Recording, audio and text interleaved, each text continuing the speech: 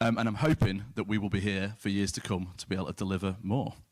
And the North will rise, I think is the way to put it. Okay, so that's my bit. Now I'd like to hand it over to Annabella, the Chief Exec of the Music Managers Forum, who's going to give a perspective from her world. Thank you. Hiya.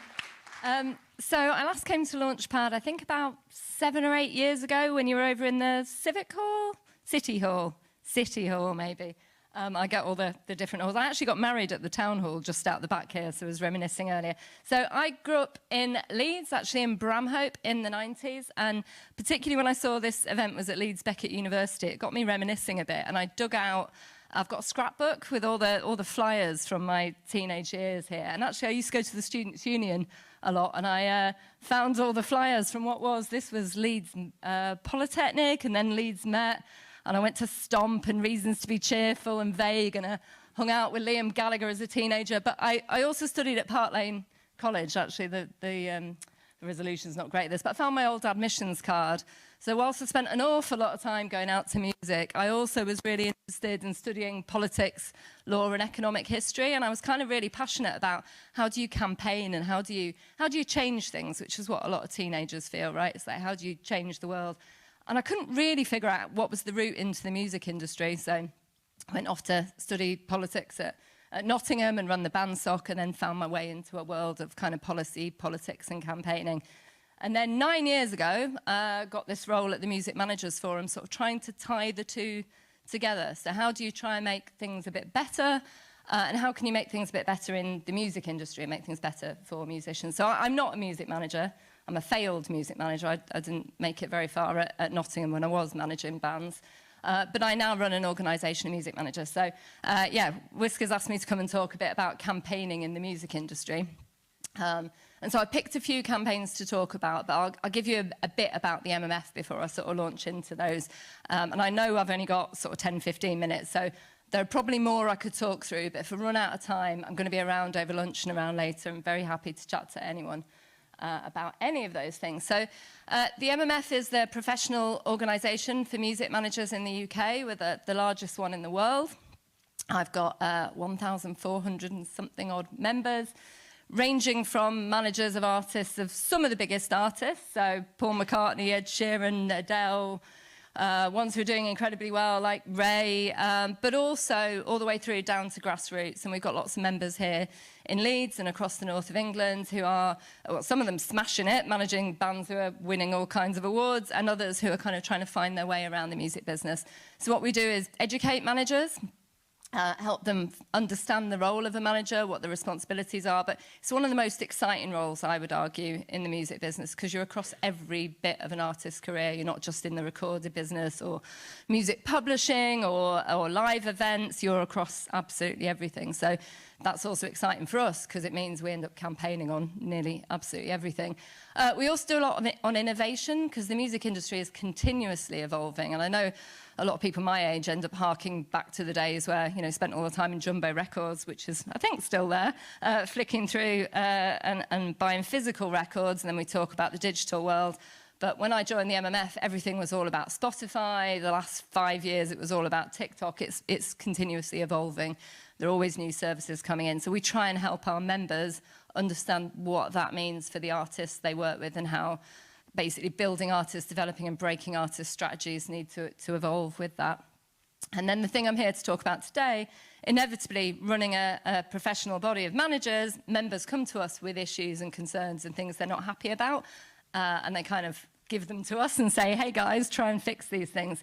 So that's my background, it's the advocacy, and that's also what I did before I ended up at the MMF. I worked out in Brussels and I worked in London and in government a bit, trying to figure out the advocacy. How do you make change?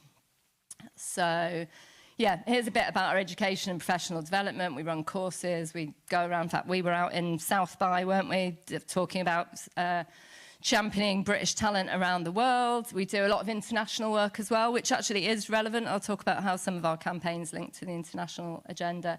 And for some of you I know might be studying, so we also do loads of research. And I will talk a little bit about when you're running campaigns and when you're trying to change things, you need a base of evidence. It's really important to be passionate and bring the arguments, but you also need to ground that in research if you want to make a difference. So I've got loads of different reports we've been doing here, from the digital dollar work, which is all around how streaming works and what the issues are, but also to a guide to AI, what's awesome about AI and where the challenges might be for artists. And then some things which aren't necessarily on the hard economic stuff, but like mental health guides about how do you stay mentally healthy as a manager and as artists in the music industry. So I did a session with my board, and I've got an amazing board of 15 managers, and they're really, really broad backgrounds and genres. I've got the manager of Big Pig, I've got the manager of Alt J and Wolf Alice and Blur and Gorillaz and Tom Rasmussen, who's all kinds, basically really, really broad. So I got them all in a room with a load of Post-its and said, what do you guys care about and what do you want us to be focusing and prioritising in terms of campaigns? And actually, they were supposed to be numbered 1 to 10. Somehow that's all ended up as ones. But there's an awful lot of stuff on here, and actually there are other things that keep coming up. And again, it's issues that they're facing in their roles and their roles with artists, things that their artists are annoyed about and that they're annoyed about, that they want us to kind of help amplify that voice. And there is something, whether you're in a union or you're in a professional body, where there's sort of safety in numbers. So rather than just being the lone voice where you're worried about if you speak out on problems with digital royalty rates, you might be penalised. If we do it as the Music Managers Forum, we can have a bit more influence, hopefully, and do it collectively. So yeah, a whole ton of stuff here. Obviously, I've not got time to talk through all 10 of them, but I thought I'd pick a few, and then when I run out of time, I'm very happy to chat to anyone about any of the others later if people would like to. So, the few I picked, I'm going to talk a bit about fanfare, which is our keeping the touts out of live music. Called it keeping the show on the road, so stuff about the grassroots music levy, which is actually a levy on arena shows for the grassroots. Our global challenges are broadly called it Let the Music Move. And then I thought I'd talk a bit about professional standards for music managers, because that's actually tied into professional standards across the music industry and how everyone is hopefully treating each other well. So when I joined the MMF 9 years ago, one of my first meetings was with, again, a bunch of managers of, I'm trying to think, Radiohead, Arctic Monkeys, Little Mix, and Ed Sheeran's manager, I think, who at that point felt that the UK was sort of following America down the route of industrial style ticket touting. So whenever you put a show on, particularly for those artists, but also many other artists, but a kind of a hot show or even an underplay, right? It's not necessarily arena level. You've got an artist who wants to do something special for a small group of fans. Within seconds, those tickets would appear on ticket tout sites at astronomical rates. And it felt like it was completely out of the hands of an artist to be able to sell the tickets at the price they wanted to their fans and ensure that reach and accessibility. Not that all artists want their tickets to be super cheap, and you may feel that if you're putting on a massive production that it's fair enough to be charging more for that, but we wanted the artists to be able to help, well, to determine the price that they were selling the tickets at. So change takes a long time. I think that was my message with this. And like I said, I joined 9 years ago, but this had been going on long before that. Rod Smallwood, who manages Iron Maiden, I think had been on the case for probably 20-odd years with it.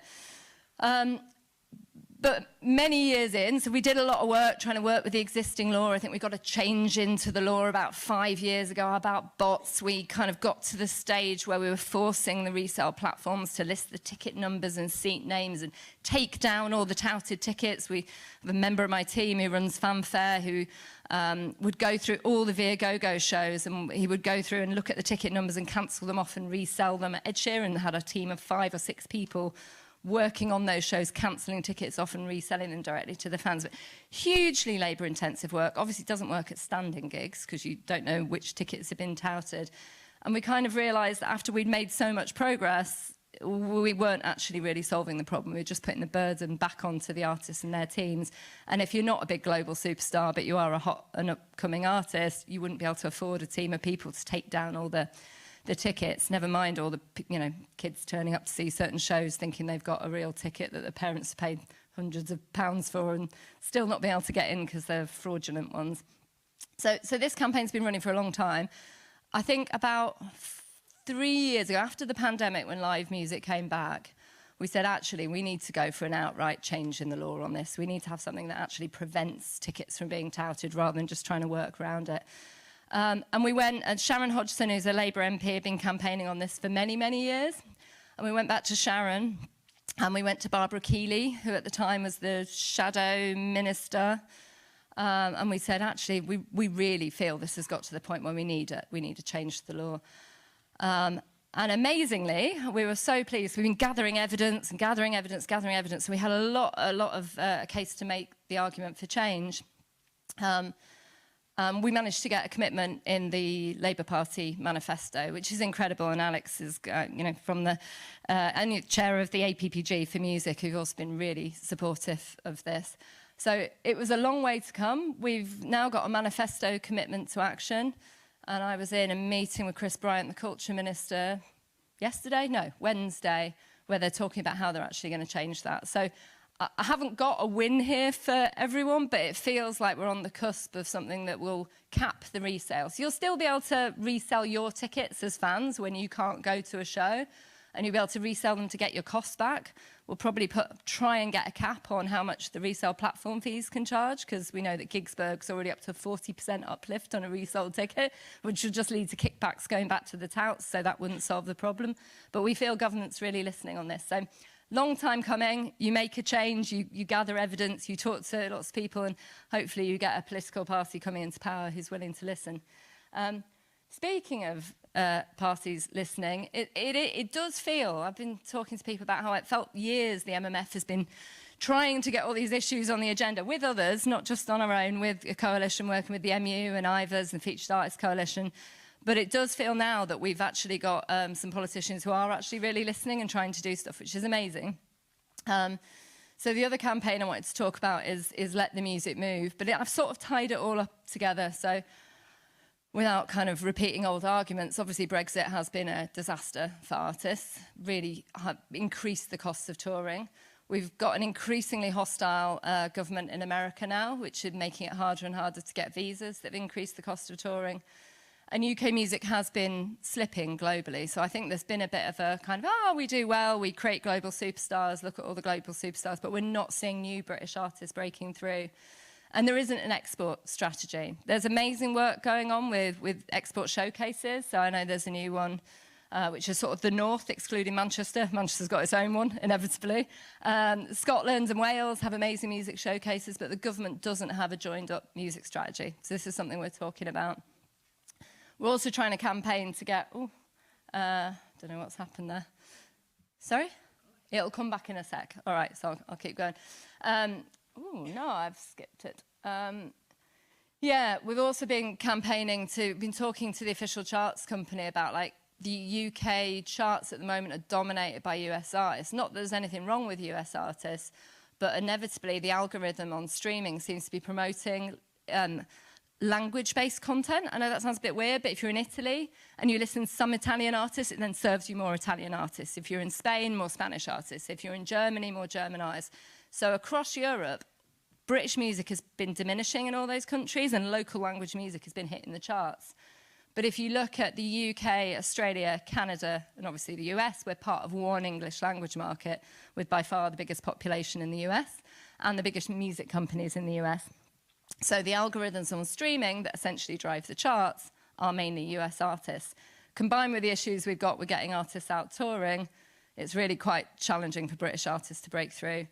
So as well as talking to government about an overarching strategy to support British talent, we're also talking to the BBC, which was sort of on my list of priorities, but further down, and the official charts company. And we're trying to push to get something called a UK homegrown chart, because it's very hard for British artists to even get in the top 100. But in Ireland, they have this amazing Irish homegrown, if you look at it, and it's incredible. It strips out, yes, people in Ireland listen to British artists and American artists, but it strips those out and focuses on that talent, and that's supported by their broadcaster. So that's something we're working on. Hang on a minute, there should be another slide in here which seems to have gone missing. Oh, no, it's gone, but I'll talk about it and then I'll come on to the other one. So the other slide I had, which has gone missing, have I got time, Whiskas? Yeah. I don't know where it's gone, but anyway, was about, and hopefully very relevant to anyone in here who is an artist or supporting artist. is around the grassroots touring. So venues, as we know, have been suffering for many years. They're seeing increased costs. And the Music Venues Trust done a brilliant job in campaigning. So they've got issues with business rates. They've got issues with people drinking less as well. So there's a bit of a challenge with young people. It's a good thing, drink less than I was doing when I was 15 in the bar around the corner here. But that then doesn't subsidise the venues as much. So if you're charging a ticket and you can make a lot of money off the booze, if you're not making so much money off the booze, you've got problems and pressures there. So venues been having a really hard time and their energy bills have gone up and everything else.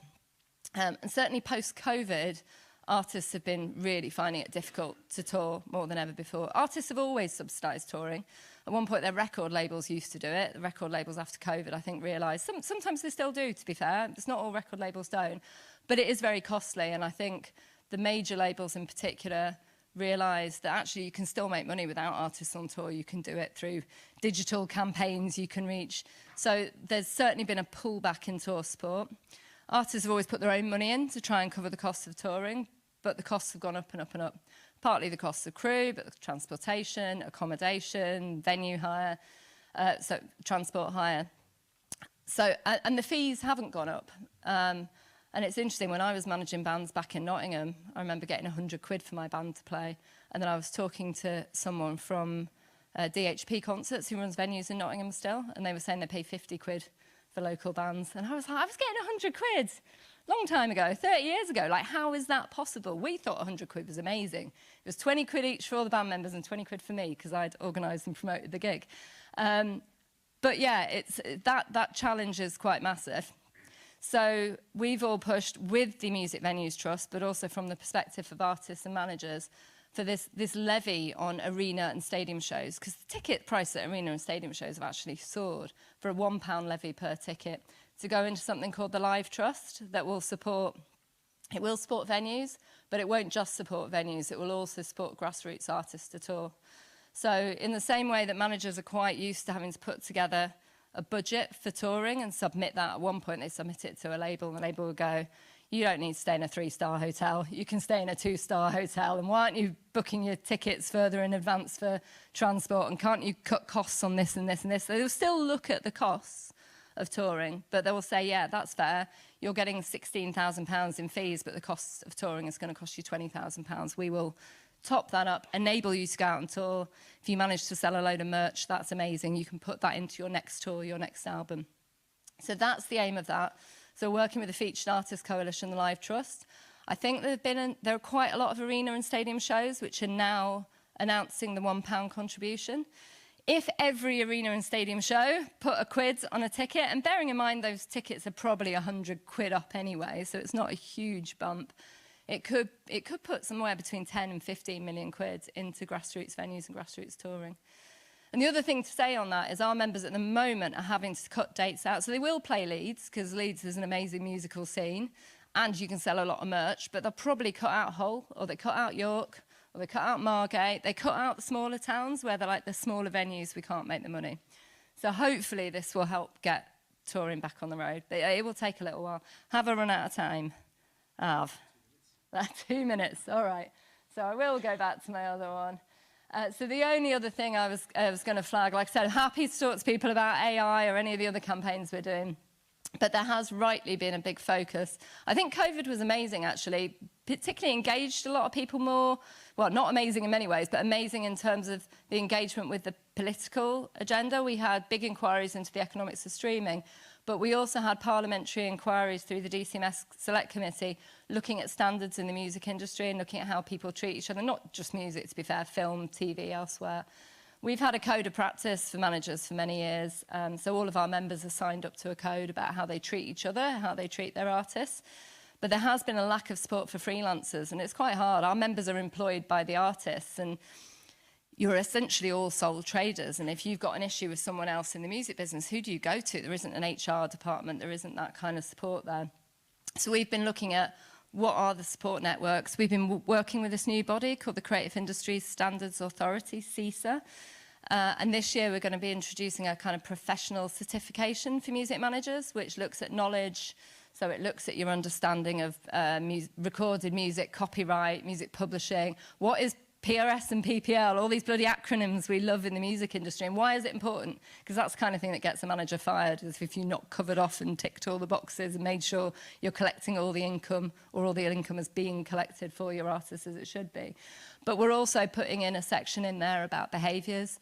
So how do you look after your artists? How do you treat each other? How do you treat other people in the industry?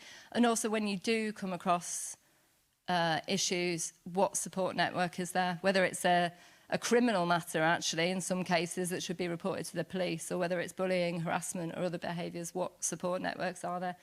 And I would say at the moment it has been really tough. I've had members come to me and saying they're being bullied by either their artist or someone else they work with in the industry, and what do you do? Because that's the person who employs you. If someone in the label is phoning you up and shouting and swearing at you, if you shout and swear back, they might drop your artist. So what support networks are there, and how do we make the music industry a better place for everyone who tries to work in it?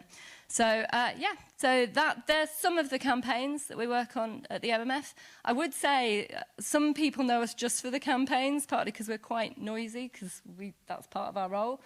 But our main role is supporting music managers and supporting education and development. So if any of you are managing and not currently a member, please sign up to the MMF. And if anyone's not a manager but wants to know more about campaigning, I'll be around over lunch and happy to have a chat. All right, thanks.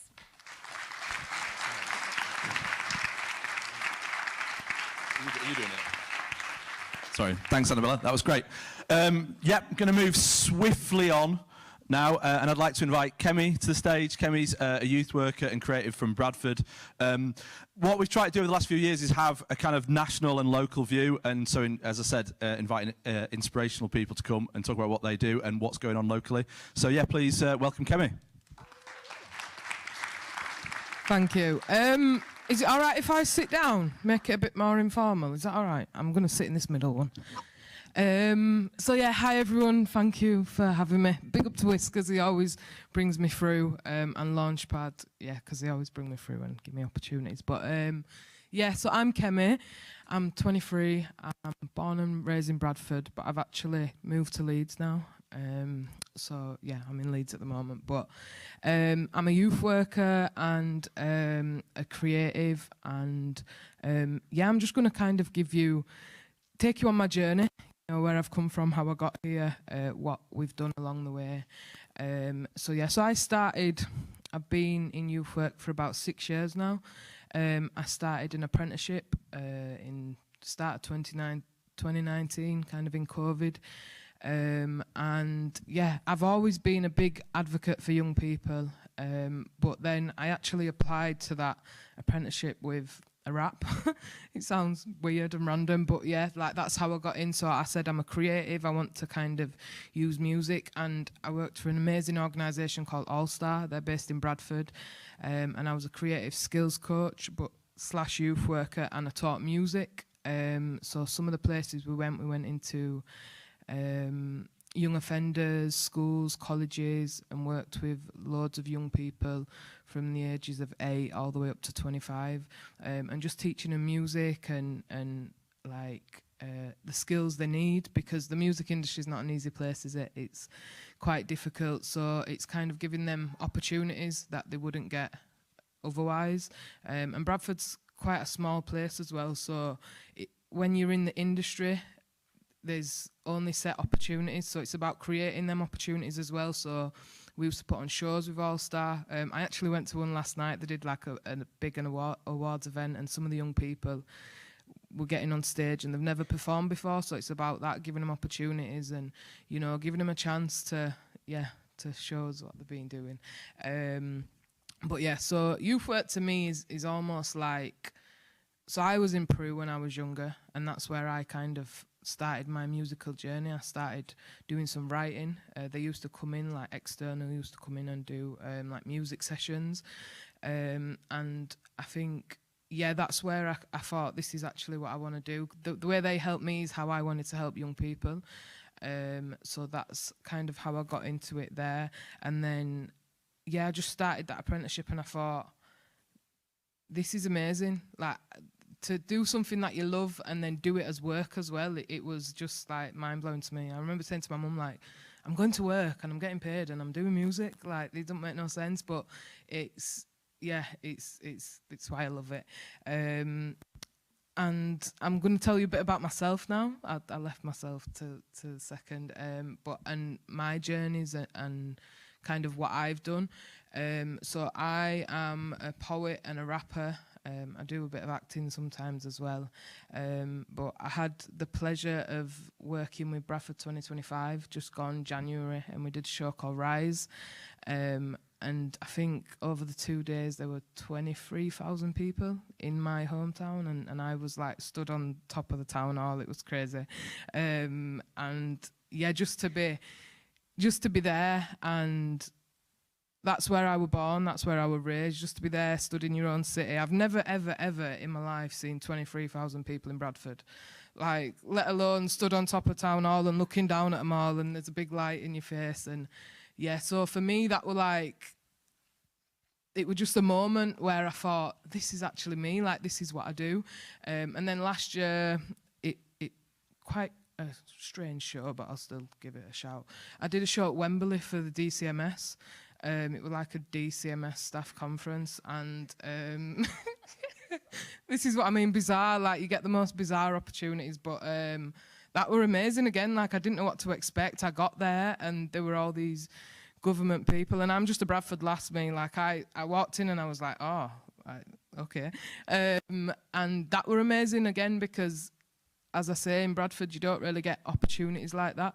And that's why I'm so thankful for this city culture and stuff, because it's creating them opportunities and giving, young people the opportunity to do what they want. I'm going to give a shout to a project that I ran as well. I think it was about a year and a half ago. And it was my own project. It was like the pilot.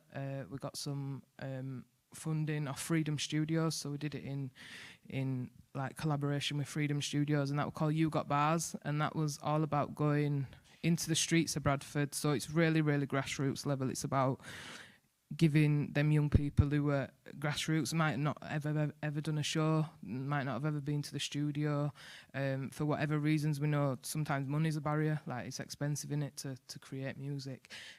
So You Got Bars was about, going into the street, finding young people and bringing them through. So we had like a core group of 6 young people, all different ages, and we took them to the studio. And I remember there was this girl called Samaya, and she was like, Kemmi, I've never been to the studio before. I've been doing music like for the past 3-4 years, and I've never been to the studio. I've never performed. So we did a big like showcase and performance, and it was like a room like this, and she performed with the rest of them. They wrote 3 tracks. And that was absolutely amazing. So I'm a big advocate for kind of grassroots and bringing young people through. And I think that comes out in the work I do personally as well, like my own creativity. I'm always, if somebody shouts me for a show, I'm always shouting 2 more people or asking. I'm a bit cheeky. I put myself into them rooms, I put myself into them places, and I say, is there any more space? You know what I mean? Can we get another person on there? And then I'll shout someone and I'll say, there's this opportunity here, there's this there. So I'm all about bringing people through, and Is there anything else? Do you guys have any questions? No?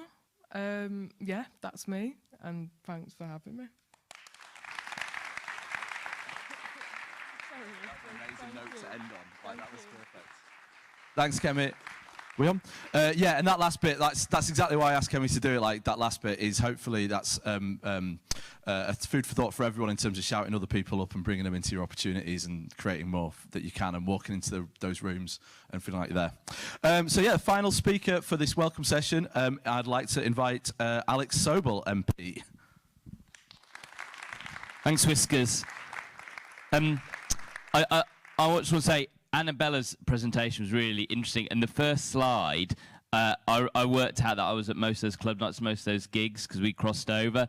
So, I've been at most of the educational institutions in the city, to be honest. So, I was at the University of Leeds in the 90s, back in the day. I was at Leeds Beckett. I was here, not in this building because it didn't exist. And also, actually, when and I managed bands, that's what I did at that point. At places like the Duchess and Joseph's Well and Pack Horse and sadly all places that don't exist anymore. when I realised that actually, you know, I wasn't going to be a professional music manager, I went to Park Lane, did politics A level, and now I'm an elected politician. Yeah. So that's what made me think about that as well. After you, in fact, it was quite a long time after, because I was a mature student at Park Lane, because I'd realised this wasn't going to happen, so I was going to go and do something else. So, yeah. No, exactly. We definitely did not. You had to go around trying to get meetings with people like Harvey Goldsmith then, which was not easy. So anyway, that was a complete aside. But actually, thinking about that, being an elected politician is quite a lot like being a music manager, except without the music. So that's when I got to Parliament, I decided that actually being the chair of the music group in Parliament would be a good idea, because then I bring the music. So that is what I'm doing now. After Kevin Brennan, who's an absolute legend, stopped doing it and he's in the Lords now, I took over the music group last year, working with UK Music and Lord Tom Watson, who's the chair of UK Music. And the you know, music and the creative industries generally are at a crossroads, at a big crossroads. The way that everything is changing, partly because of technology, partly culturally. COVID obviously had a really big effect on us as well, and actually even things like climate change are affecting how the music industry operates and creative industries operate, and all of those things are like at the forefront of our minds in the music group. And I'm really lucky here in Leeds. I represent this constituency we're sat in. You know, I represent the city centre. I represent nearly every major music venue in this city. So, you know, starting at the top at the arena in terms of size. I wouldn't say the top in terms of quality necessarily, but in terms of size anyway. Sorry if there's anybody here from the arena. And then all the way down to like really small venues that I'm really proud of. Places like Hyde Park Book Club that do such a good job in terms of fostering new artists, and Project House and The Brood and Hedgerow House and Belgrave. And, you know, you just list them all, and great projects, no map supporting this, and, you know, where Cosmic Slop operates. So, you know, I'm really lucky that all of that is all, I'm the MP for all of that, and I'm really proud. And actually, you know, one or two you might have seen me at The Brood or at Book Club or at Hedgerow or at Belgrave, not a Cosmic Slop, I'm afraid to say, but maybe one day. So I'm really invested personally in the music scene in Leeds, and that really guides, you know, what we do in the music group in Parliament. But one campaign that I am doing here in Leeds that we're developing now is around that trying to protect our live music scene here in the city. So we're developing this campaign, which we're going to launch later this year, which is based around 3 elements. And as we've been developing, actually, the government has come in behind us nationally, which is quite useful. So we have seen a lot of closure. We've just recently seen the Old Red Bus Station close, and I'm working now with Old Red Bus Station to try and think about how we keep that activity, whether that's at the Old Red Bus Station or somewhere else in the city, because it's so important that we don't forget about EDM when we're talking. You know, it's not just about guitar music, it's not just about hip hop and rap or jazz or other, but actually EDM is a really important part. And we are actually, the city, if you look at the history of EDM, is a really, really important part of the development of EDM in the UK and probably globally as well. So the elements of the campaign are, one is to get venues that have been around for a while listed as sites as community assets. A lot of pubs have done that, like every pub in Otley is a community asset, but shouldn't places like the Broodnell Social Club, like Hyde Park Book Club, like the Warehouse, like the Wardrobe, be sites of community assets? Absolutely, they are community assets. So we should listen to stuff and give them that level of protection, which isn't a huge level of protection, but it's something, because it gives you 6 months if the landlord, the owner, decides to sell the property for a community buyout. Secondly, and I think I was just talking about Cosmic Slop and MAP, this is a real big issue there when we had the issue around the new flats being built opposite, and obviously MAP was there first and Cosmic Slop were there first, and the flats are now going to be built.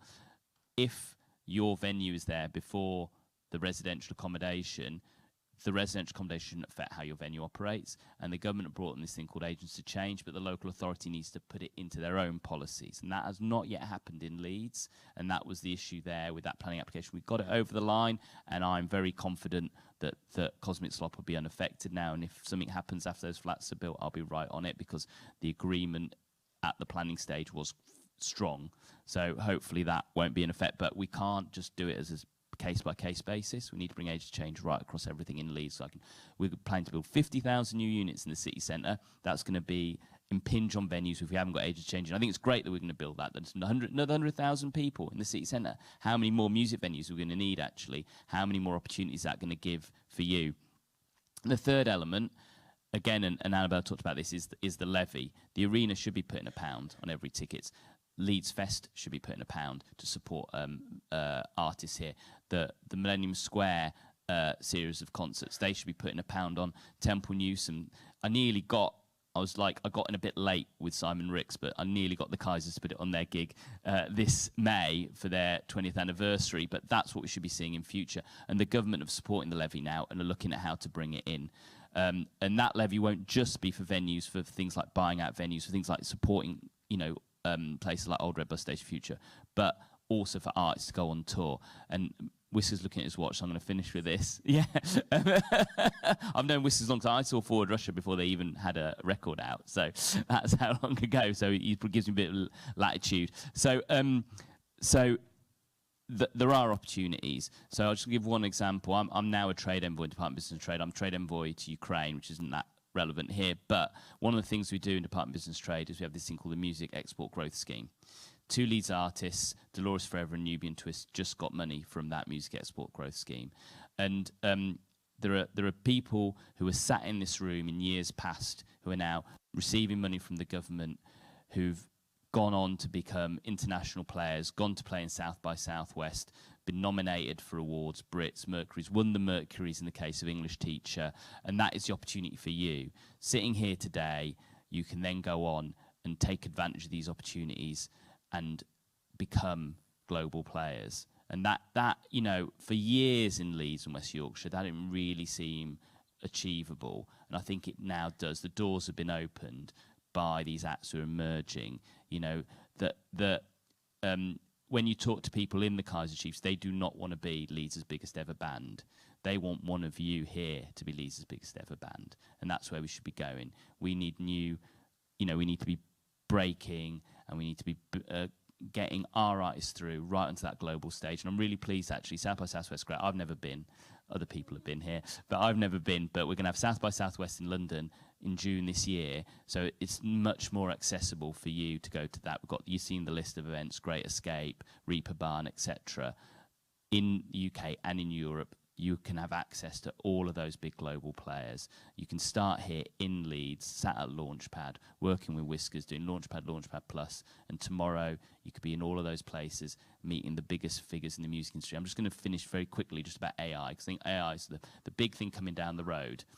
And we need to protect your intellectual property. So when you create content, if you create your music that is not utilised by AI firms to create something that cannot be tracked and traced and given your credit, given your royalties effectively for that music. So I'm working now on an amendment to the data bill. It might not be quite the right place to do it, but it's a start in the government to talk about this, to protect creators' content where AI comes in. I'd like to go a lot further. I've actually spoken to some of the big streamers and said, actually, because of the way algorithms work, people just sort of flow with the music, don't they? People should actually have to opt in if they ever want to listen to AI music.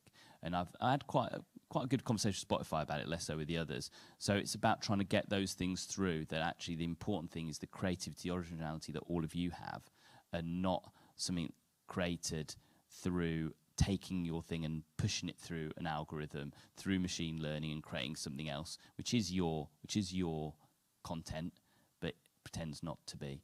And the whole thing about the way that music is now consumed and ensuring that art's remunerated is something the government takes really seriously. We have a working group. The government allowed it to start without much involvement. Now the government's getting more involved because the labels aren't coming forward enough for artists. And so it's a three-way thing. Obviously, it's the labels, it's the platforms, and it's the artists and the managers and the other part of the creative community. And the government now saying the labels and the platforms need to do more for the creative community, and hopefully the end of that working group will see the UK being at the forefront of this and ensuring that artists get the remuneration they deserve and not it's all siphoned off to labels and platforms. Thank you. Thanks, Alex. Thanks. That was great. And it brings me to the other reason we have half an hour breaks between everything is if it does overrun, we've got plenty of time for everyone to still have a break and go to the next thing. So I just want to say one thing to follow up on that because a few people have mentioned the international side and the export side is that some people might have seen that there was in Austin, Texas a couple of weeks ago, there was a Northern Music Export office announced, and it was great that there was 3 West Yorkshire-based artists over there and a number of sort of professionals, including myself, who got to go over. And we are hoping that that's something that'll be able to continue. That Northern Music Export office at the minute is a collaboration between the North East, Tees Valley and Liverpool. But I am, and if anyone else wants to put pressure on the local government around here to make sure that they're involved in the future, that would be good, because I think there is it was incredibly worthwhile for the artists involved to go for it, the professionals involved, the tour managers, the bookers there. And I think, yeah, it is absolutely something that the grassroots could be looking to do. Again, I think be here and then build over a year or two to get over there. Right, I'll shut up. Hope you all have an absolutely brilliant day. As I said, there's about, 18 minutes now before we start the next session. There's obviously cafes around, there's some shops around. Make yourself comfortable, get to the next session nice and early. See you for lunch and a drink later, hopefully. Thanks.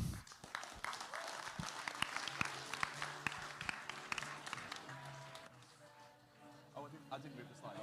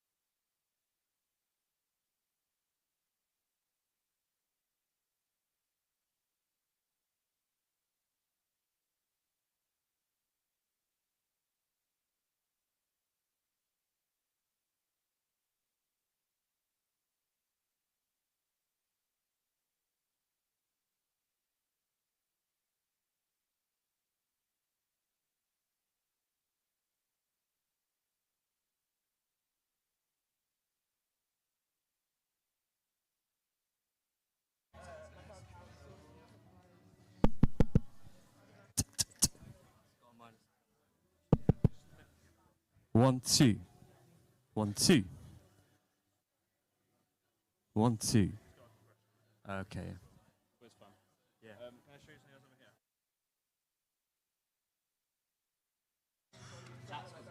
We just turn them on.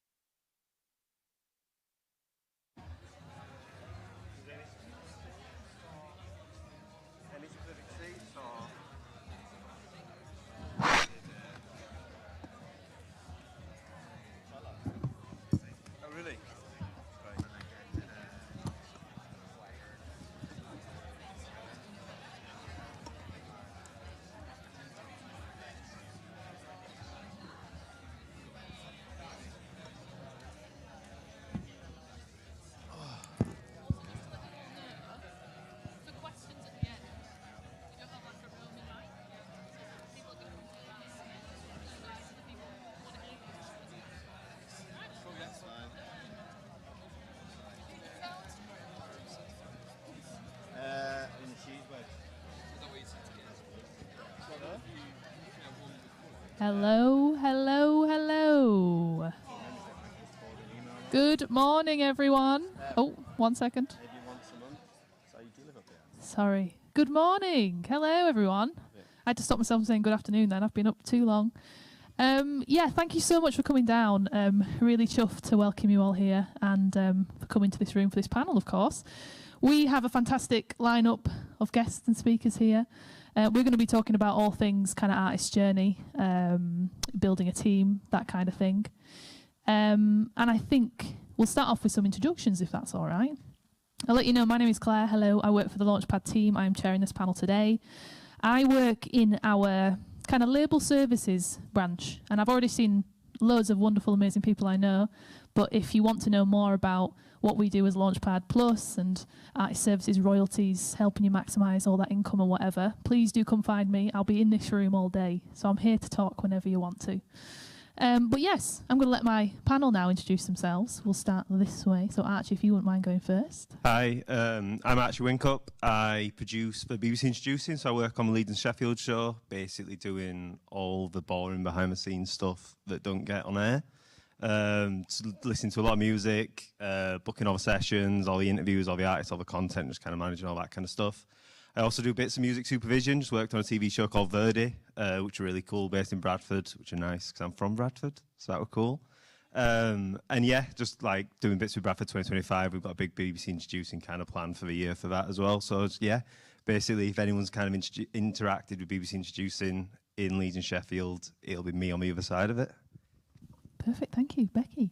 Yeah, so I'm Rebecca Mason. I work at Inside Out Agency. We're a London-based publicity agency. We work for artists including Lady Gaga, George Ezra, Christine and the Queens, loads of big artists right through to brand new emerging artists. And my job role at the moment is representing music festivals including Green Man, Beyond the Music in Manchester, Iceland Airwaves, and we also work with Launchpad on their comms as well. Brilliant, thank you. Hitting it home with Gaga there. Every time it just makes me jump. Tom? Tom Granger, failed Leeds University student. I work at United Talent Agency, which is one of the big 3 agencies in the world. I'm a senior music agent there. Represent artists such as Arca, Yves Tumor, Moderat, Marie Davidson, DJ Shadow, and a whole host of other amazing acts. Yep. Perfect, thank you. And last but not least, Rob. Hello everyone, my name's Robert Cannell. I apologise for the cold that I've got. If you can't hear me at all, give me a shout. I work for a company called Beggars Group. It's the largest independent record label in the world, and it's the 4th largest record label, including the majors, in the world. We work across 5 labels that we're tied in with. That's XL, Rough Trade, Young, 4AD and Matador. I have headed up the radio department there for about 8 to 9 years, and I've just moved into looking into more forward-thinking promotions areas as well as working the radio. Super. Thank you very much, everyone. So yeah, as you can, see and hear, we've got a real breadth of kind of like industry here, and we'll be going for about kind of talking between ourselves for about 45 minutes, and then at the end we'll have questions, hopefully, from you lovely lot. So, do be thinking as we're kind of talking through if there's anything that you want to specifically ask, and we will come to that in about 45-ish minutes. So, I thought it might actually be nice to start just to do a little bit of demystification, if that's a word. Actually what your roles are, because I think we often talk about radio and press and live, but actually it's a bit like, what does that mean? So I don't know if it's just worth maybe starting, again, actually I might ask you first, kind of like, what is it, what do you actually do, and what do you do for an artist, I guess? What is your role? So I like to think that BBC Introducing is, in an ideal world, is kind of everyone's first steps of really kind of engaging with the music industry. Once you've kind of reached a point where the music you're making is at a level where you're ready for other people to hear it, ideally it gets sent to us, and then we can kind of essentially go on a journey with artists. How we like to do it is building up from initial first plays to getting artists in for a chat on the radio. Sometimes that can be someone's first ever time being on air and having a chat with our host or being on one of our features, to then getting into live sessions, diving in more with an artist, getting them plays on Radio 1, 6 Music, 1 Extra, and kind of channeling the music that we're liking from our local area into all the national platforms that we can. So yeah, our big thing with BBC Introducing is kind of really taking an artist on a journey from their very first steps and the very first time that they get music out there to potentially then playing some of the festivals that we work with, would be Leeds Fest, Glastonbury, and kind of almost being there every step of the way and hopefully managing to kind of push an artist from the very beginnings to really sharing the music out there with the world. So yeah, it's just all about, for us, being part of an artist throughout their journey and kind of almost being there every step of the way is something that we really, really try and focus on, that we're really kind of keen to do. Yeah, I think it's really important to say that, because I think sometimes artists maybe think of BBC Introducing as like the first thing they maybe get played on and then they kind of leave it totally, and that's not the case. I mean, there's amazing artists that we've worked with, Dilettante, for example, who she's kind of been with Introducing the whole way. You know, you had her on Live at Leeds this year, like last year, I guess. And it is that kind of like journey and wanting to keep supporting them throughout. And I think that's great. I wonder if it's maybe good to maybe jump to Rob, Peter, just because I guess from a radio front as well, we've got a bit of a radio sandwich going on. Would you mind kind of telling us a little bit, I guess, in what you do then for an artist in your kind of Beggars world? Yeah, sure. I mean, it does vary quite a lot. I work with a lot of artists.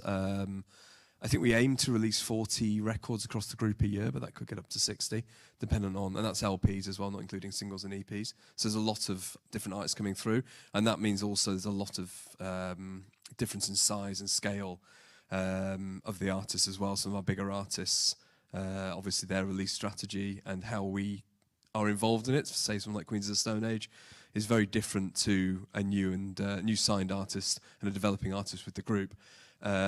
Generally speaking, because Beggars as a company is very hands-on with the artist and very supportive of the artists, the radio department and the TV department who I work with get involved quite early on. So the vast majority of the time, the A&R will sign the artist, and once they're pretty sure of what will be going on the album in terms of album cycle, my team and I'll be brought in to listen to demos, to discuss with the artists exactly what we believe would be a good single for radio. And then obviously the record gets mastered and it sounds completely different. So then you have to have another conversation with them. And then it's just about plotting a strategy with the labels, working out when is the best time to release singles, looking at what the live plot is, when is the best time to release albums, when do you not want to release an album. Especially now, it's looking like December, and most of November is kind of not a good time to release an album. And then from there, it's just basically it's maximising exposure on radio, TV, and every other promotional aspect for that artist. So I suppose our expertise is sitting there and listening to the music and understanding where it will get placed. A lot of our artists go through 6 Music, Radio 1 specialist, sometimes Radio 2 specialist, but it's those other stations that we need to consider as well. John Kennedy at Radio X is a good supporter, but you're looking at sort of more the regional BBC shows in terms of Wales and Northern Ireland and Scotland, which have got great output for indie music. NTS is a massive supporter of ours, and we're a massive supporter of theirs. Places like Rinse are really good for dance music. So it's just looking at every opportunity to expose our artists and make them feel comfortable at what they're doing as well, while we do so. Because what you don't want to do is put an artist in a situation where they don't enjoy it and they feel like they've probably lost a bit of control of their own artistic integrity, because that's kind of the worst thing for an artist. We want to make sure that their vision is kept intact. Brilliant, thank you. I think strategy is a word that's going to be heard a lot on this panel, and it's something I think I talk a lot with artists with, and maybe emerging artists don't necessarily sometimes realise the benefit of coming at something strategically, so I think it's definitely something we'll come back to. You touched a little bit upon mapping there, and I guess, Tom, I'm going to come to you next and ask about booking agents. What the heck do you do? All things live, basically. So I book shows, essentially. Anything from like pub shows to major tours to stadiums to festivals, we cover all of that. We have to be strategic with it. You know, booking a tour for a breaking artist is much different than booking a tour for a stadium artist. It sounds obvious, but some people don't think like that. And yeah, it's kind of like aligning our strategy with the release plan. You know, we tend to work in 2-year cycles, so it's kind of like maximizing exposure, make sure you're playing the right shows, make sure you're growing. So, you know, year 1, you might be on certain stages at a festival with an ambition of getting to either bigger headline shows or bigger stages at festivals, kind of planning the route from A to B. And then I guess the kind of more logistical stuff of literally like booking a tour around Europe, booking a tour around Asia. That's also like, yeah, that's kind of what we deal with as well. And then in amongst that at UTA, because we're like a 360 agency, we also offer, like I've got artists that do soundtracks for movies, soundtracks for video games, like we can acting, everything. So it's kind of the role of a booking agent has definitely changed from like just touring to kind of, a more fuller kind of service, I suppose, yeah. Great, yeah, thank you very much for that. Becky? Yeah, I mean, it's similar for us. It depends on the artist that we're working with. We go from arranging kind of single reviews and interviews with anything from student media and somebody's own music blog right through to doing like the cover of Vogue or a global interview. So for us, it's about sitting down with an artist as soon as we can. We don't always work with them from day one. We would love to where it's possible, but it could be a major artist has got 3 albums out and they just want a change of strategy and thinking. So they come to us for a fresh take. So for us, it's about sitting down with the artist at the start, figuring out who they are, what their identity is, and what world they see themselves sitting in. I think for us, identity is really important. We work very heavily on a positioning basis at Inside Out. So we would always do a less is more approach and make sure the artist is kind of sitting in the right spaces that align with their creativity, with their music, the circles that they surround themselves in. So for example, if we've got kind of a commercial artist coming through a major label whose aim is to kind of reach mainstream success, that would be a very different approach to building kind of an indie artist who wants credibility. And likewise, you get more of a left field artist. I feel like I always use Charlie XCX as a reference for this, who we don't work on. But she's kind of built an amazing world for herself, an identity with the artists she works with, the collaborators she works with, and she's very careful in where she aligns herself. So for us, if we have an artist who wants to be kind of also a model and kind of working with fashion brands and going beyond just being a musician, for us it's how can we bring the fashion press on board before music press? So for every campaign it's very different. It's also really important for us that our artists trust us, because essentially we are the person taking their story and kind of putting it out to the world. We're the people who are sat in interviews with them when they're telling their entire life story to a complete stranger. So we want them to feel comfortable with us. We want them to know that if something comes up that shouldn't be being asked, we're there to kind of look after them. But ultimately it's kind of amplifying their profile and starting conversation, whether that's kind of written online press, print press, or even podcasts or social media content now. Great stuff. Thank you very much, everyone. I think that's definitely given me at least a better idea of what you guys all do. I guess bringing it back to the room is, and I was saying this to Archie before, like I think in this room we'll have a real variety of artists, people who are kind of really at that emerging stage, some people maybe who have released music, who haven't, who have maybe released some albums, like you're all probably at very different stages. And I think timing is something I really want to talk with you all on, because obviously an artist's journey does not look the same for everyone. And I think when we come to talk about press and radio and live, for sure, there's a lot to be said about when should someone actually reach out to you? When are they at that point where working with you can be that turning moment? And I'm going to start with you, Archie, because I guess in some ways, chronologically, maybe you are the first person out of this kind of panel that someone would speak to. So are you okay to kind of talk, I guess, on that timing side? Yeah. Yes, like you say, generally, BBC Introducing is completely designed to be the first step, and it kind of is set up to almost make it easy to be the first step, in that you don't need a team behind you to then be able to reach out to radio, to be able to kind of potentially get your music heard out there, and it gives you that platform to really engage from day one, in that like everyone's kind of got the same level of access and the same ability to kind of interact with it, whether it be someone who's making their first ever songs in their bedroom or like a band that's kind of going on to releasing the second album. They've still got the same kind of way of engaging with us. So in terms of timing, it's a really kind of broad spectrum, but it is generally the first steps that people take. But there's also different ways which kind of people can engage with that, and timing with that, and kind of making the most out of it. And we keep mentioning strategy already, and it is something that can even be kind of put into effect in those very kind of first days and those first kind of times of getting your music out there. We see so many kind of artists who'll get really excited and maybe come up and release a first EP, and maybe we'll upload the first track to us and put in the track notes that the EP came out last week. And that's kind of completely the wrong way of approaching it, because we want to be able to build up to events with artists. We want to be able to kind of build up along and build that journey with them. And having a kind of, even if it is kind of your first releases, having that kind of structure of, right, I've got my EP coming out now, but we still need to build up singles to it. We still need to kind of approach it as if there is a strategy there, and whether or not it's an artist that's got kind of a team behind them, still having that kind of approach and thinking like they've got a bit of a, well, thinking like kind of the big labels do is still something that works really well with us and can kind of help maximize plays from like the very first like tracks people are releasing. So yeah, there's a lot of different kind of ways of approaching it, even though for most people it is kind of their very first steps. There's still ways that those like early days can be maximized. Yeah, I think there's never too early for strategy.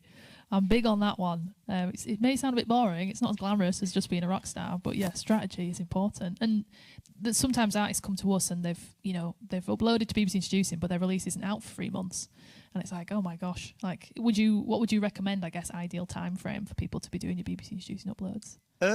I think ideally, if it all kind of depends, but if you've got a release coming out, we want to kind of hear it. We want to be hearing tracks and singles a couple of months beforehand, because then it means we can kind of time potentially getting people in for features, potentially getting people in for sessions, so that then it's timed around releases for the maximum impact. If someone's got like an EP coming out a couple of months down the line, we want to hear a first single, and we want to know when that first single's kind of sent to us, what the plan is. We want to be able to see when the dates are and what kind of a rough plans are, because if it's something that we like and we play, and we can see that an artist has not just kind of uploaded a track and in the track notes just put something really vague like, or released on all platforms now, instead has put, this is the first track from my EP, this EP is going to be released in whatever, June, and kind of given us a bit of a roadmap, that means that then instantly, if we're liking the track, we're seeing that there's a thought behind the uploads, there's a thought behind the plan, and that's something that we can then kind of jump on board with and arrange for potentially features to time around the next release, or potentially get when maybe there's another single, so we'll get a feature on. Maybe then there's an EP further down the line, so we'll time a session around it. And it just means that from day one of that kind of relationship, we're able to look at the next steps and able to maximize both kind of it resonating with our audience, because we're getting someone in for a session who we've had like a little bit of a build-up within the next months, but also meaning that when the artist does release the project and does kind of really get the music out there, they've also got the backing of radio, and they've also got the backing of like extra players and extra features to really kind of make it more an event on air. And that is something that like can be done from day one, and it just means taking a little bit extra thought, because we see so many artists who'll just kind of like maybe throughout a year will upload 4 songs to us, but those 4 songs won't kind of have any like planning behind them. They might upload a track in January and then send 2 tracks at once in June, and then there's another one at Christmas. And we're not then able to kind of get into any rhythm or get into any kind of like structure with the coverage, but the songs are all getting played. Whereas if those 4 songs are kind of uploaded to us with structure and with a bit more of a plan and with a bit more of like a shared routine for us to kind of jump in on, it just means that we're able to maximize it so much more in terms of like then featuring it extra, giving it respins when it comes up to the next release, getting in for a feature, looking back, potentially then if the session's gone well and we've got an artist in and we've had a good chat with them, then we look into festivals. And like there's no difference there in like the music that's uploaded. It's just that one's been kind of uploaded with a plan and the other's just been uploaded haphazardly whenever it's done and whenever the artist feels like it's ready to be out there. But sometimes just taking a step back and really thinking about how can we maximize this can make such a big difference in like the coverage we're able to give something. Yeah, thank you for saying that. I think some artists get quite frustrated at me about talking about long-term plans and trying to like, not necessarily be like on the 17th of March 2027 I'm going to release this. It's just rough ideas, so at least people know beforehand. Rob, I'd be interested to know from you, from your side of things, obviously kind of we've had the BBC Introducing side, like when, I guess, is it beneficial then to work with, say, someone, a radio plugger or something like that? At what point should an artist then be kind of considering that option? It's interesting. I think fundamentally now, I think the radio landscape's changed somewhat. I think there used to be quite a good spread of stations and shows where your music, regardless of what you produce generally, it would get support. I think it's become more linear. I think press has become more linear. I think TV's become more linear generally. I think everything's become a bit more streamlined. So I think the opportunity, it's not less so much, but I think outside of that, the excitement for me in my day-to-day role is finding new places to gain exposure that we wouldn't normally do in the day-to-day run. And I've always done that with the artists that I work with. I've always done that with beggars. So, I mean, obviously the BBC Introducing platform is fantastic. We've had great successes with BBC Introducing, sort of watching them grow through the BBC timeline with, say, the XX or Daughter. These artists obviously on to headline big festivals. And so the BBC Introducing thing is a fantastic portal. And obviously the structure's important, as has been said. I mean, if you're an artist who's just starting out, I'd say just get your hands dirty. I'd say hit up student radio stations. One example of this is when I was a bit sort of lower down in the team, I would started emailing student radio stations quite avidly to see if we can get support on there and see if we can get interviews, any sort of promo opportunity, any exposure. And the chap who emailed me back, we stayed in touch with now, and he produces Lauren Laverne's show.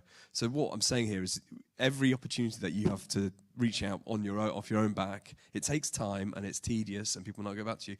But every time you make a connection, you don't know where that's going to lead to. So that's community stations, online stations, everything you can Google.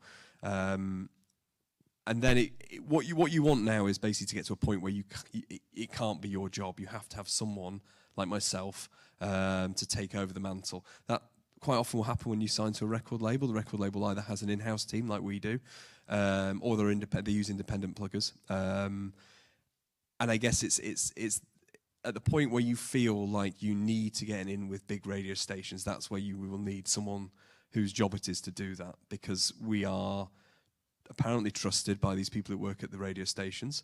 And that means that they open our emails. It's as simple as that, or answer our calls, because they know that, generally speaking, we will deliver them the music that they want to hear and they want to program. It's quite a sad state of affairs that they haven't got enough time to listen to every email they receive, but that's just not physically possible. So what I would say is, generally speaking, you can do a lot off your own back, and you can reach out to people and you find contacts yourself. Until you get to a point where you look at the situation where you're getting a lot of support on BBC Introducing, which would then turn into Radio 1, 6 Music. You might have reached out to John Kennedy. There's certain things bubbling along. You'll definitely have been approached by someone like myself to ask to take you on, because you've got to a point where you're being noticed. And then that's the point where you think you decide whether the money's right to be invested into that area. And I'm sure we can get into who are the right teams and how do you know the right person later, because that's a different conversation. Yeah, fully. I definitely want to make sure we touch on things like the cost that goes into this, the people that you're working with. There's obviously, some conmen out there, what to look out for kind of people like that. What you were saying there, Rob, kind of really reminded me a lot about PR as well, Becky. I don't know if you kind of feel in a similar way of like at emerging level, it feels really tedious to be reaching out to all of these kind of outlets and whatever. But I guess what is the time then, from you putting all that work in, that it is then beneficial to go to somewhere like Inside Out and work with someone like you? I think it really depends on the artist. Like, say we get artists who've never released a song before, but they have management who've picked them up from seeing them play live shows, and once the management's in place, they can help them craft more of a story and more structure, where that's something we would consider taking on at the very early steps. We get a lot of brand new artists, especially in the North, coming to us through personal relationships and saying, I've got a little bit of funding, I want PR now, I don't have a manager, don't have any label, and like Archie was saying, no kind of plan. It's like, we've got this single coming out in a month because we like the track. And for us, we won't do that, because while we can probably go out and get you some press on like NME or Clash in the form of a news post, it's not going to actually translate to anything. And for us, it's really important not to take money from brand new artists who are paying out their own pocket as well, because like say, PR is very expensive. It's something that needs thinking and structure behind it. So you can say if somebody comes to us and they have a long-term plan, it's ready to go. They've already done a bit of kind of press themselves. They've got a story and identity there. Then there's ways of working it. But like Rob was saying, there's so many amazing student journalists who, I mean, even for us, we'll pitch them when they're students. We'll let them into our shows. They'll go and review the shows. a couple of years down the line, they're editing at NME or they're editing at like Billboard or something like that. It's maintaining those relationships. And I think that's one thing that as a new artist you can do, especially locally, and also with kind of building those connections with local bands and artists who you're friends with, seeing the circles that they're in. That work you can do at the start before you need to bring somebody in. But obviously, if you're very fortunate and you bring a manager, a label in straight away, and you're kind of looking at a structured plan, then it's a good time to speak to someone like us. Yeah, brilliant. I think there are always anomalies, aren't there? We can talk about maybe what the classic kind of structure is, but as we said at the beginning, you know, all artist journeys are very different. And yeah, some people do kind of have those moments where someone is just in the audience and they see them doing their live show and they're like, they're the person I want to manage or whatever. And it kind of goes from there. Tom, the elusive man in the room, the booking agent. You just puff of smoke and a booking agent appears. Timing with live stuff I think is really interesting, and it definitely, I think from this panel, it seems like the sector of this that is the hardest to kind of like fathom in many ways. So can you kind of, I guess, just tell us about timing with live and booking agents and stuff? I mean, yeah, there's kind of like two ways of doing it. So there's a booking agent will either come on super early, maybe before a manager, a label or anything like that, or they'll come after. I guess in terms of like what we look for and stuff, what I tend to see in artists is like if they've got a universe around them. So if they have like a core fan base, even if that's like they're selling out 20 cap shows or whatever, but you can see there's something bubbling. You can see they're part of a scene. They are, yeah, like it's like it goes sort of like, I don't know. It's more, I don't want to say it's like a vibe because it's not a vibe, but you can sort of like, you can see it. You can see when it's happening, and they're playing a lot of shows, and they're tight live, and they've got like a core fan base, and it's not necessarily like big numbers or anything like that, but something's happening. Something like is there, and you can like feel and see it.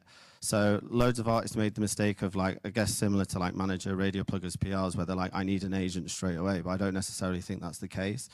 Definitely focus on just like honing your craft, being an amazing live artist, being part of a scene, building a core fan base, catering to that fan base, and then because there's so many booking agents these days, eventually, if you are good enough, someone will come knocking. And it tends to be, you know, I work at a bigger agency, so we kind of tend to wait until there's more of like a team in place, maybe a label, but certainly with independent agencies, they tend to be like the ones that have really got their ears to the ground and going to a lot of these shows. And if you are ready or if something's happening, then they will come knocking. So I would just say really focus on your music and playing live and doing your own thing, and maybe don't think about the industry. And then when it's ready, someone will usually come along. That's what I find. Yeah, great. I think that's really useful. Thank you. It was, I think something that's really stood out from hearing you all speak there is that, and I was at the Compose With Me conference like a couple of months ago, and it was Josh Daniels from Generator. He said that, you know, a lot of people come and they think, and you know, your roles all do help, but it doesn't mean that the artist can then just sit back and kind of chill on the laurels. It's the artist still needs to be the most hard-working person in these kind of relationships. Do you think that is true? I'm going to just open that out and see if anyone agrees or disagrees. Do you think it is, you know, still the artist is the person who needs to be the person pushing all of this forward? I think for us, we need people to actually be open-minded about interviews and be able to speak confidently. We get a lot of artists who, they'll be like, we're paying you money, why are we not doing these interviews? Then it comes to them and they actually don't have anything to say. They don't feel prepared, they feel too nervous. Obviously, if that's the case, they can bring that to us at the start if they're not ready for it, and we can have a conversation, help them kind of get more familiar with that. But even on like the bigger level, everybody knows there's artists who are a bit more kind of dramatic than others. We can get them the press that we're being paid for and the label's asking us for and the manager's asking us for, and they'll turn around and not turn up to the interview, or they'll be late, or they'll just give kind of lazy answers. And for us, that just makes our life really hard, because once you kind of get a bad reputation with press, that spreads very quickly. All of the journalists are friends. If you're not being respectful and you're not supporting the work that they're doing as well, given them that most journalists also, we're not paying them to do this, they're doing it out of pure respect for the band. So if they don't show that respect back, that can spread very quickly, and ultimately you end up not getting any press at all. Great. Were you going to say something on there as well, Rob? I was. I think fundamentally what everyone here is saying is that we, at whatever stage it is, we're getting on board with the artist. The journey is the artist. And from experience, the vast majority, this isn't always the case, but the vast majority of the most successful artists that I've worked with are the ones driving it. So I wouldn't necessarily say that they're the hardest working, but they've got the most visionary, and they're the most, I guess, the most unwilling to bend, which is great. I mean, I would see myself as more of a consultant for artists now. That might sound a bit pretentious, but I wouldn't necessarily tell an artist what to do. I would. Someone's called me pretentious on the phone, aren't they? I think. Yeah, I think if you look at someone like an artist like Big Thief, Adrienne Lenker knows what they're up to. They know where they want to go, and you can consult. And if they say no, then you just have to suck it up. And you know full well that an artist like that is driving it, and the success just keeps on rolling. So I think you need to know exactly what you want to be in that situation, be willing to listen, but also be absolutely at the forefront. And this is when you get press opportunities, understand what the press opportunity is, but generally do it. Try not to do too much, but definitely don't do too little. And listen to your team as well, and listen to their consulting ear, because they know what makes a successful interview or a successful session. Because obviously quite quickly, as quick as your fame can be found, or perceived fame can be found, it can diminish as well. You can upset the wrong people, and unfortunately then you might see less support in certain areas. So generally speaking, I do think the artist needs to be the most in tune and the most focused, and the one guiding the rest of us. I mean, from a live side, it's absolutely artist-led. One of the first questions we ask an artist when we sign them is, right, where do you want to play? Where's your dream gig? What's the goal? How do we get there? So, yeah. And an artist will tell us, and obviously they have that ambition to get to that point, and that's what kind of drives the entire campaign. So, yeah, really important part of our process. Yeah, nice. I mean, that wasn't me calling any of you not hardworking. I know how hardworking you all are. I think it would be remiss not to talk about... before maybe you guys have got involved, and there is that level of it where, a lot of artists don't have the funding to get involved. Press and radio can cost thousands and thousands of pounds.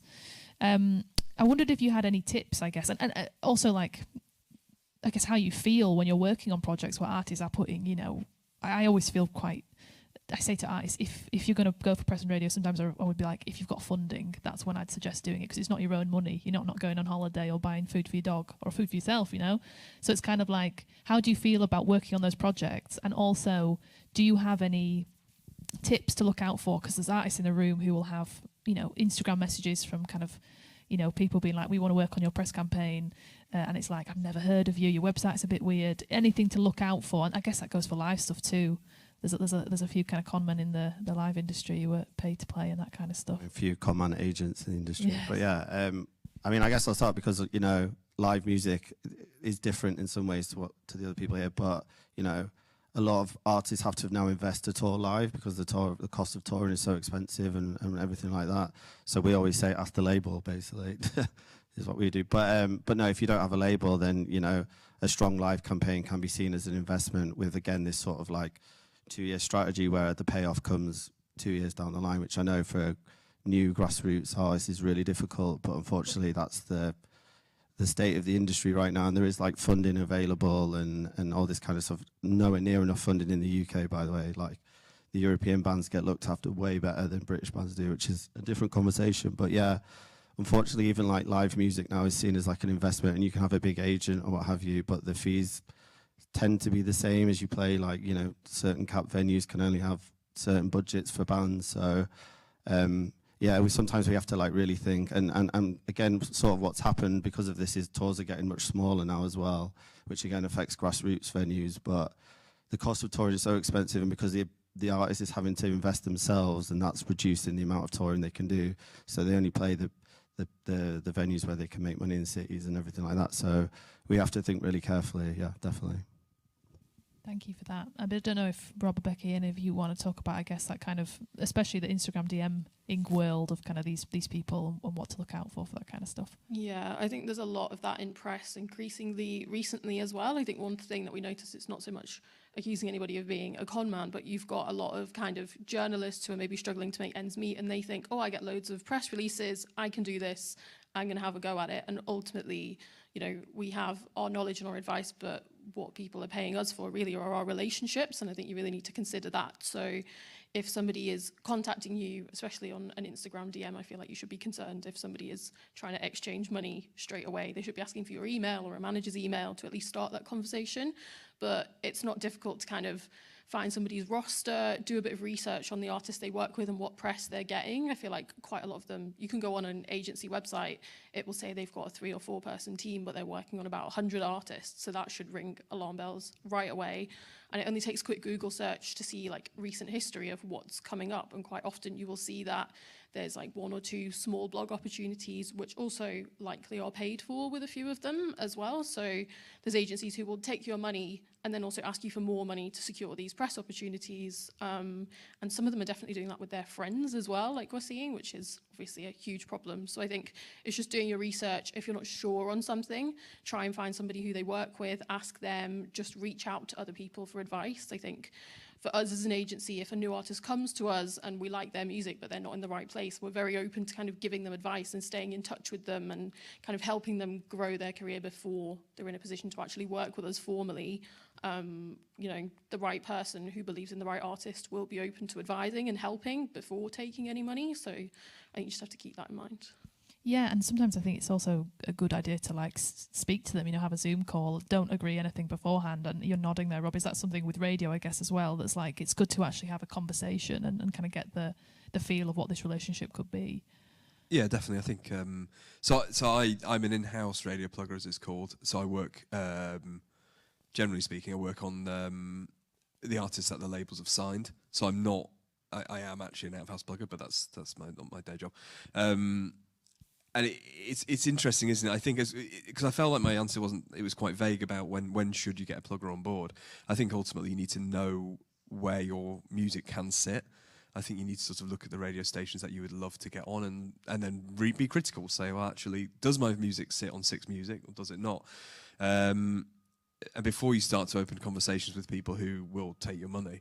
And then I think as well, you've got to be realise that there are a lot of people who you can consult with, Claire and Launchpad. I'm sure that you can pick up the phone and speak to them and bend their ear. And there are people with a vast amount of experience that you can ask. I'm probably one. If you would like to email me and ask me a question about your radio, I'm very happy to answer. I think in terms of being approached by people to work your music, I mean, fundamentally, there's a reason why they've heard about you. And I think you just need to open the dialogue, right? You need to understand who they are. As Beckett was saying, the roster is really important. You need to understand, are they living in that world that my music is living in? Because unless they're really sort of trying to broaden their roster, you want to be working with people who are already living in that world. I work with a lot of indie bands, and so I have a good in with all the radio stations that support indie rock and roll, right? So it'd probably be a bit of a gamble to give me a pop artist to plug because it would take a while for me to get into that world. And you also need to feel confident that they're the right people for you and just generally get a vibe from them. And generally just, you want to work with people who you really want to work with and trust. And that can be tough in this industry. I've worked in a long time and trust is a big thing. But you will find people who are really good for you. And it's just about leaning on the people who are around as well, who are closer than you think, to ask for advice. Yeah, fully. And like you said, Rob, like Launchpad is here. I know BBC Introducing, you know, you're obviously kind of local peeps as well who are kind of feeling out what's going on here and here to support in many ways.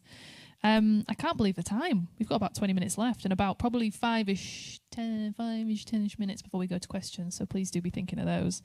Gosh, yeah, a bunch of questions I could ask. I think maybe location is a good one to talk about as well, because I think, you know, artists in the north, obviously we've probably got most artists here are from the north.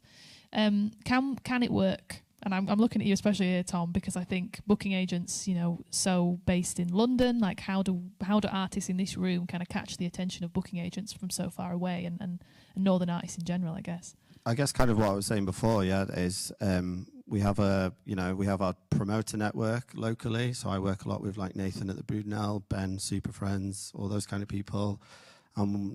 We have a really active A&R process, so we're always reaching out to those people, asking them for tips. Who started the most recent one being Adult DVD. They've been kicking around for a while, and now they're starting to like go a little bit. So I kind of got what I mentioned in the beginning, just focusing on your own scene, really like becoming like a hot band or act in that scene.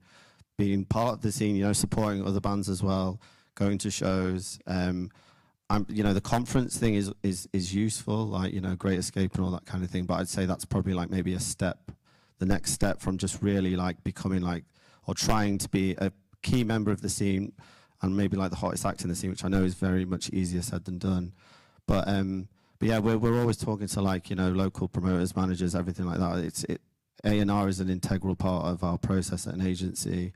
It's one of the main reasons why we do this job. We always want to look for new bands. I'm from Yorkshire as well, so I'm really like rooting for Yorkshire bands as well. So yeah, I don't think necessarily there's a big like gap necessarily between. I mean, look, London, all the agencies are based in London. It's way easier to get to a show at the Windmill in Brixton than it is at the Broodnell.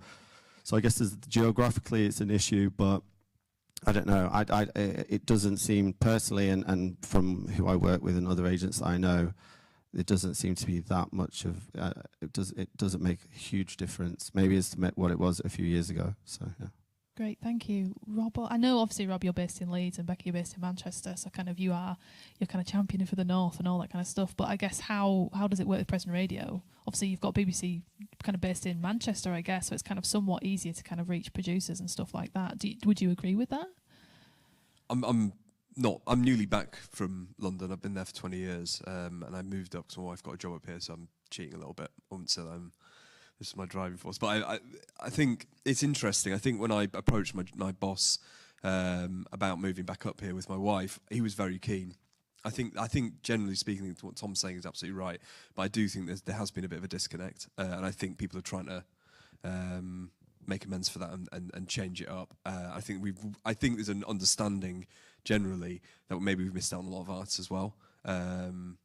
If you look at the success of, I was speaking to a chap in Scotland the other day, and I hadn't appreciated how many tickets Jerry Cinnamon sells in Glasgow, and he'd be absolutely blown away. And yet he doesn't have that much. Correct me if I'm wrong, but he doesn't have that much exposure. But you're talking about a series of arena shows, and that is reaching your core local audience and building that. And as we're saying, is the way to impress. Then it could be the Windmill, but it could also be anywhere in Leeds or Manchester. Is just get out there and do it and play gigs and meet everyone in your local scene, and then broaden it out. And yes, absolutely, it does help when there's Six Music is in Manchester, but it also means that you have to get on the emails and go there and speak to people and try and make connects and build it yourself. A lot of this is doing it yourself. So hopefully, yes, it will get better, and I'm sure it will. But everyone is based in London, so I feel that there is that sort of scared sort of disconnect. Saying that, there's some fantastic labels based everywhere, and it's just about meeting them and speaking to them. And don't be disillusioned because the labels I work with, for instance, are based in New York or London, because there are so many other labels that will pick you up and will sign you, and they'll work you maybe harder than other labels do, because you'll become a real passion project to them, because they love being in Manchester, they love being in Leeds, and actually it might be a smarter move going to a label like that. That's some really good advice. I like that very much. Becky, I don't know if you have anything to speak on about this. Yeah, I mean, I also can't really I moved to London because I felt like there was no kind of, I originally worked in regional press in Manchester, which is all well and good, but when you want to be hands-on with the artists and kind of go beyond pitching gig reviews and stuff like that, I felt like I had no option but to move to London. I'm in a fortunate position where I've spent 3 years there, I've built my relationships and have them and can live here and kind of maintain it. But at the same time, I built those relationships off going to London for a few days, meeting everyone for a coffee, putting a bit of money into it, just buying people lunch or a coffee. Those relationships alone have set me up, and you can still do that with kind of asking editors for a Zoom call. I think going back to what I said about valuing journalists particularly, especially kind of younger journalists who are getting into it, they are putting all of their time into writing about new artists and supporting them. They're not really getting paid a lot. If anything, people like us aren't giving them money to do that. So they genuinely really appreciate it when someone shows their gratitude. So if they feel like they have a personal relationship with that artist and they value it, whether that is jumping on a Zoom call to give them some advice or going for a coffee, that's something you can be doing to just kind of build those relationships for yourself. And yeah, in terms of artists that we work on, you know, as a bigger agency, a lot of artists tend to come to us through our relationships with labels or managers, but we definitely work on artists from across the country. I think it's definitely even more of a selling point to have an artist who's not from London, because London is so competitive and saturated, and especially with all the new kind of initiatives, even like Launchpad, Brighter Sound in Manchester, all those kind of organisations. If you have those relationships, there's a chance that those people are going to tell someone like us, and word spreads really quickly. Yeah, definitely engaging, I think, with your local network. I mean, that's something everyone said here, right? I think is one of the ways of at least starting and building that foundation.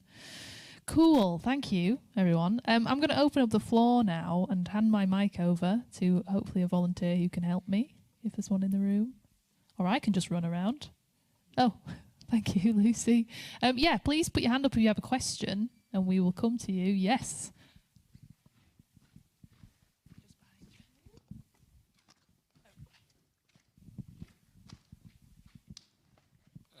This one's really directed towards Archie, but it could be opened up to the rest of the panel as well.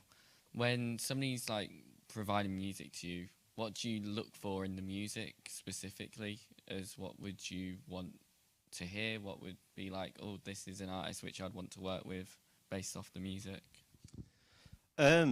Just based off the music, it's literally as simple as, do we like the track? We've got a team that listen to the music that's in both our kind of local team, and then there's also producers from Radio 1 who are kind of across almost everything that gets uploaded to BBC Introducing.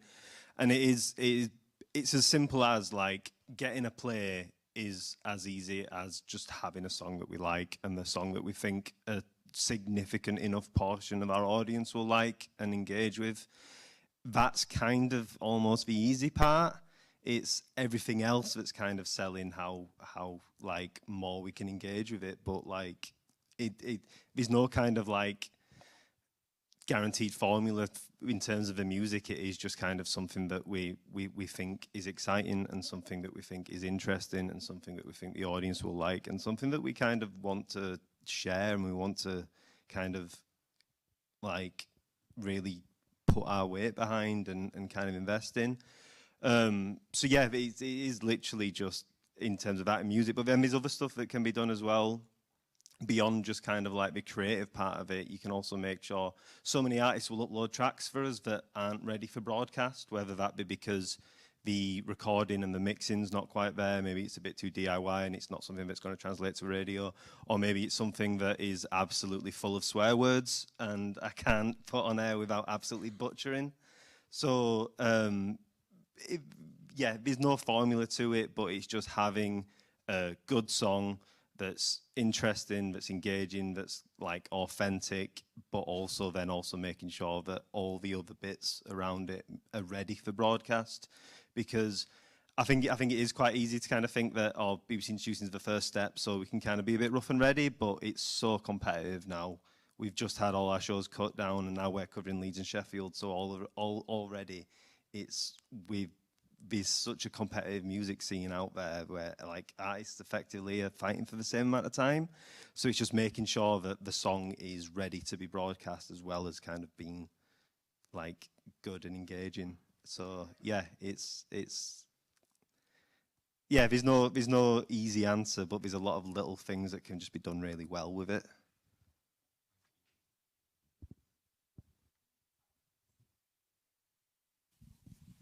Hi. I was gonna ask Rebecca on what you were saying before. Where can we find like new starting journalists who like be interested in new starting artists? Because like I never know who to contact or what to say. Like, hi, write about me. I'm interesting. Like. Yeah, I think an easy starting point is to think about local university media, and you can even just Google things like, you know, when I was in Manchester, I would just Google Manchester music blogs. They tend to come up. People tend to shout about where they are when they're smaller.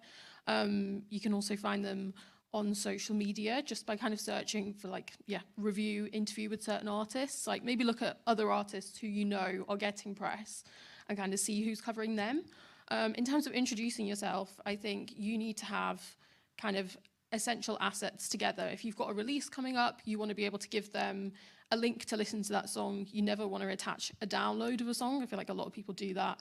They clutter people's inboxes, and also people just don't want to download a file for safety reasons. You want to give them a press shot and even just 100, 200 words about yourself. And I think it's just really important to be straight to the point, talk about anything that's unique and is going to set you apart from other artists as well. I think a lot of people will go really overboard on talking about maybe the theme behind a song or the lyrics or where it was recorded, but they've probably got a much more interesting story that would capture people's attention. But I think it's just being straight to the point. If it's smaller blogs, you know, talk about some work that they've done that you've read and appreciated. I think it's just showing that you're a genuine person who appreciates what they do, and then, yeah, the top line info that you think is going to set you apart from other artists. Maybe someone from the top would be good.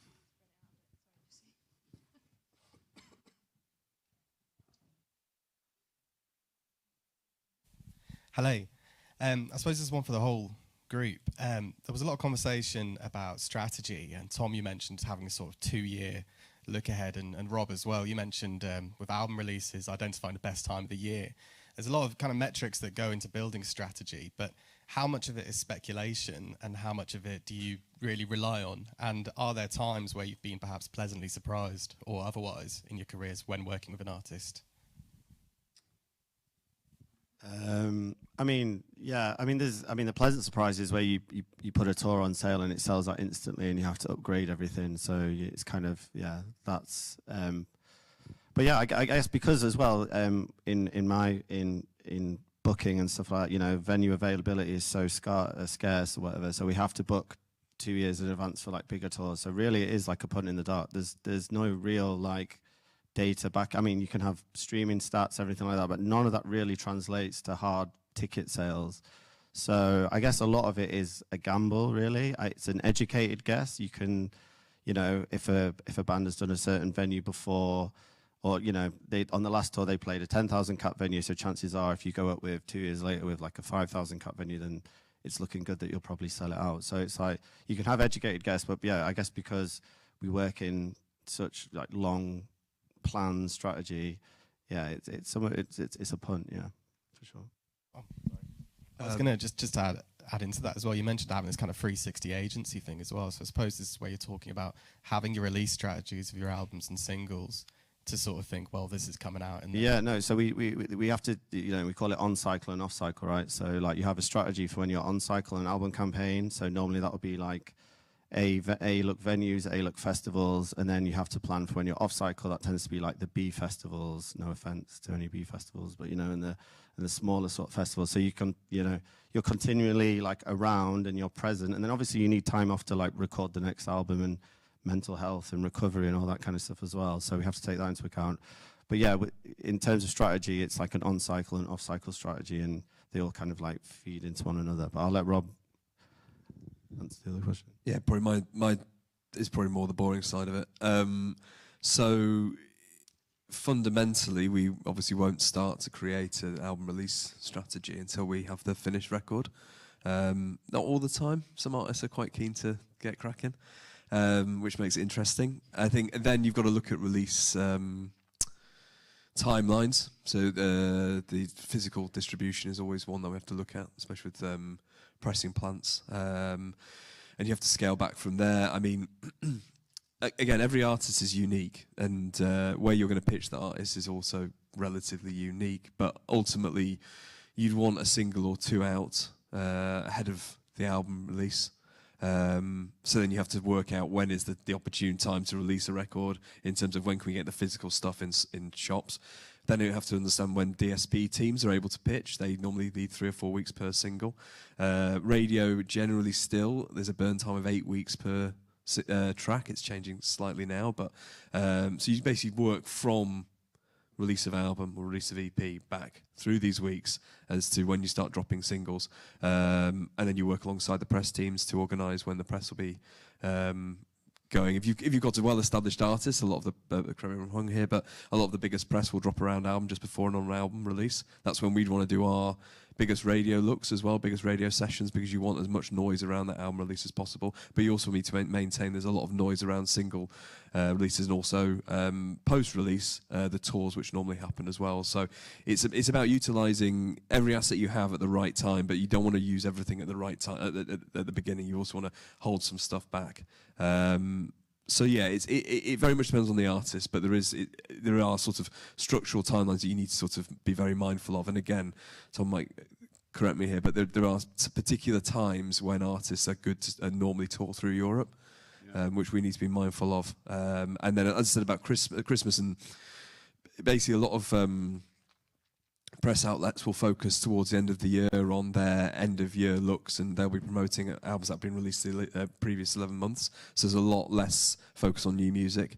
DSPs are focused on Christmas songs. That's why Mariah Carey is getting #1 all the time now. So new music just is a lot less exposed around that area. That was my point about Christmas.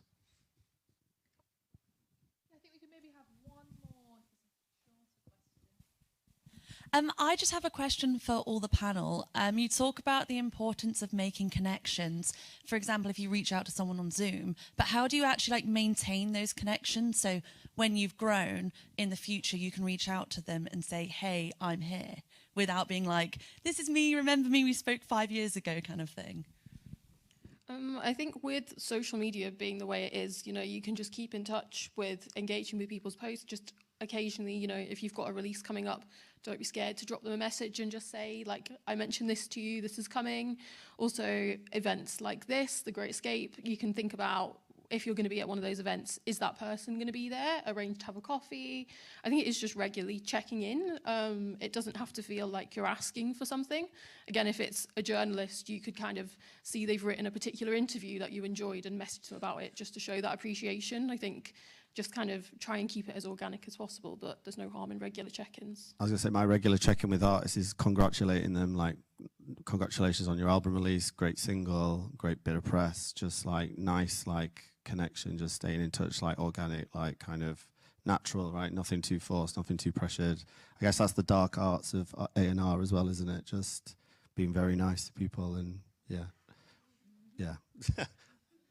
I think we need to be mindful of the appreciation here that it is nerve-wracking, and it is a scary thing to have to do, to constantly email people. You're opening yourself up emotionally as an artist. I'm not an artist, so I can't fully appreciate, but I can understand it must be very tough to not get any feedback or not get any response. But you have to stay positive. I think more often than not, people don't respond to emails because they're busy. It's not that they haven't seen it. So, for instance, in my role as a radio plugger, you email people all the time, and when I don't get feedback, it's very hard to not be self-critical, not to feel like I've not done a good job, but then you see a play on the radio and you realise, actually, you know what, the person doesn't need to respond. So what I think we're all saying is here, just hit people up, just keep people in tune, and the more you do it, the more regularly you do it, the more you'll show your keenness as an artist and your passion and your continuity, and you'll be remembered more easily as well. I mean, that's what it comes down to, unfortunately. It's even if speaking for me, even if I'm plugging a song that maybe isn't as strong as another song that is being plugged by another plugging team, if I'm more consistent with my message, then the chances are I'll be the one that's supported. So the same as you just need to build a portfolio of the people that you're communicating with. You find those emails online and you hit them up, and you just keep not bothering them every day. Don't get weird about it, but just do you know what I mean? Every so often, every gig you do, every piece of press you do, every new idea you've had, just drip feed the information. They will get back to you. Yeah, I'm going to end it there. I'm sorry, I know there are more questions in the room, but Rob and Archie are both doing speed advice sessions later, so if you've not booked on there and there are any spots, please do that. I'm going to end it because I know lunch is calling, and it's happening at the Rose Bowl, and it's kind of first come, first serve, so I don't want to hold you back too long. But please, can I just get a massive round of applause for our panel? And thank you very much for just being such attentive listeners with great questions. We'll be back here in about an hour's time with our next panel, which is all about perfecting your sound with songwriters and producers. Enjoy your lunch. Be free.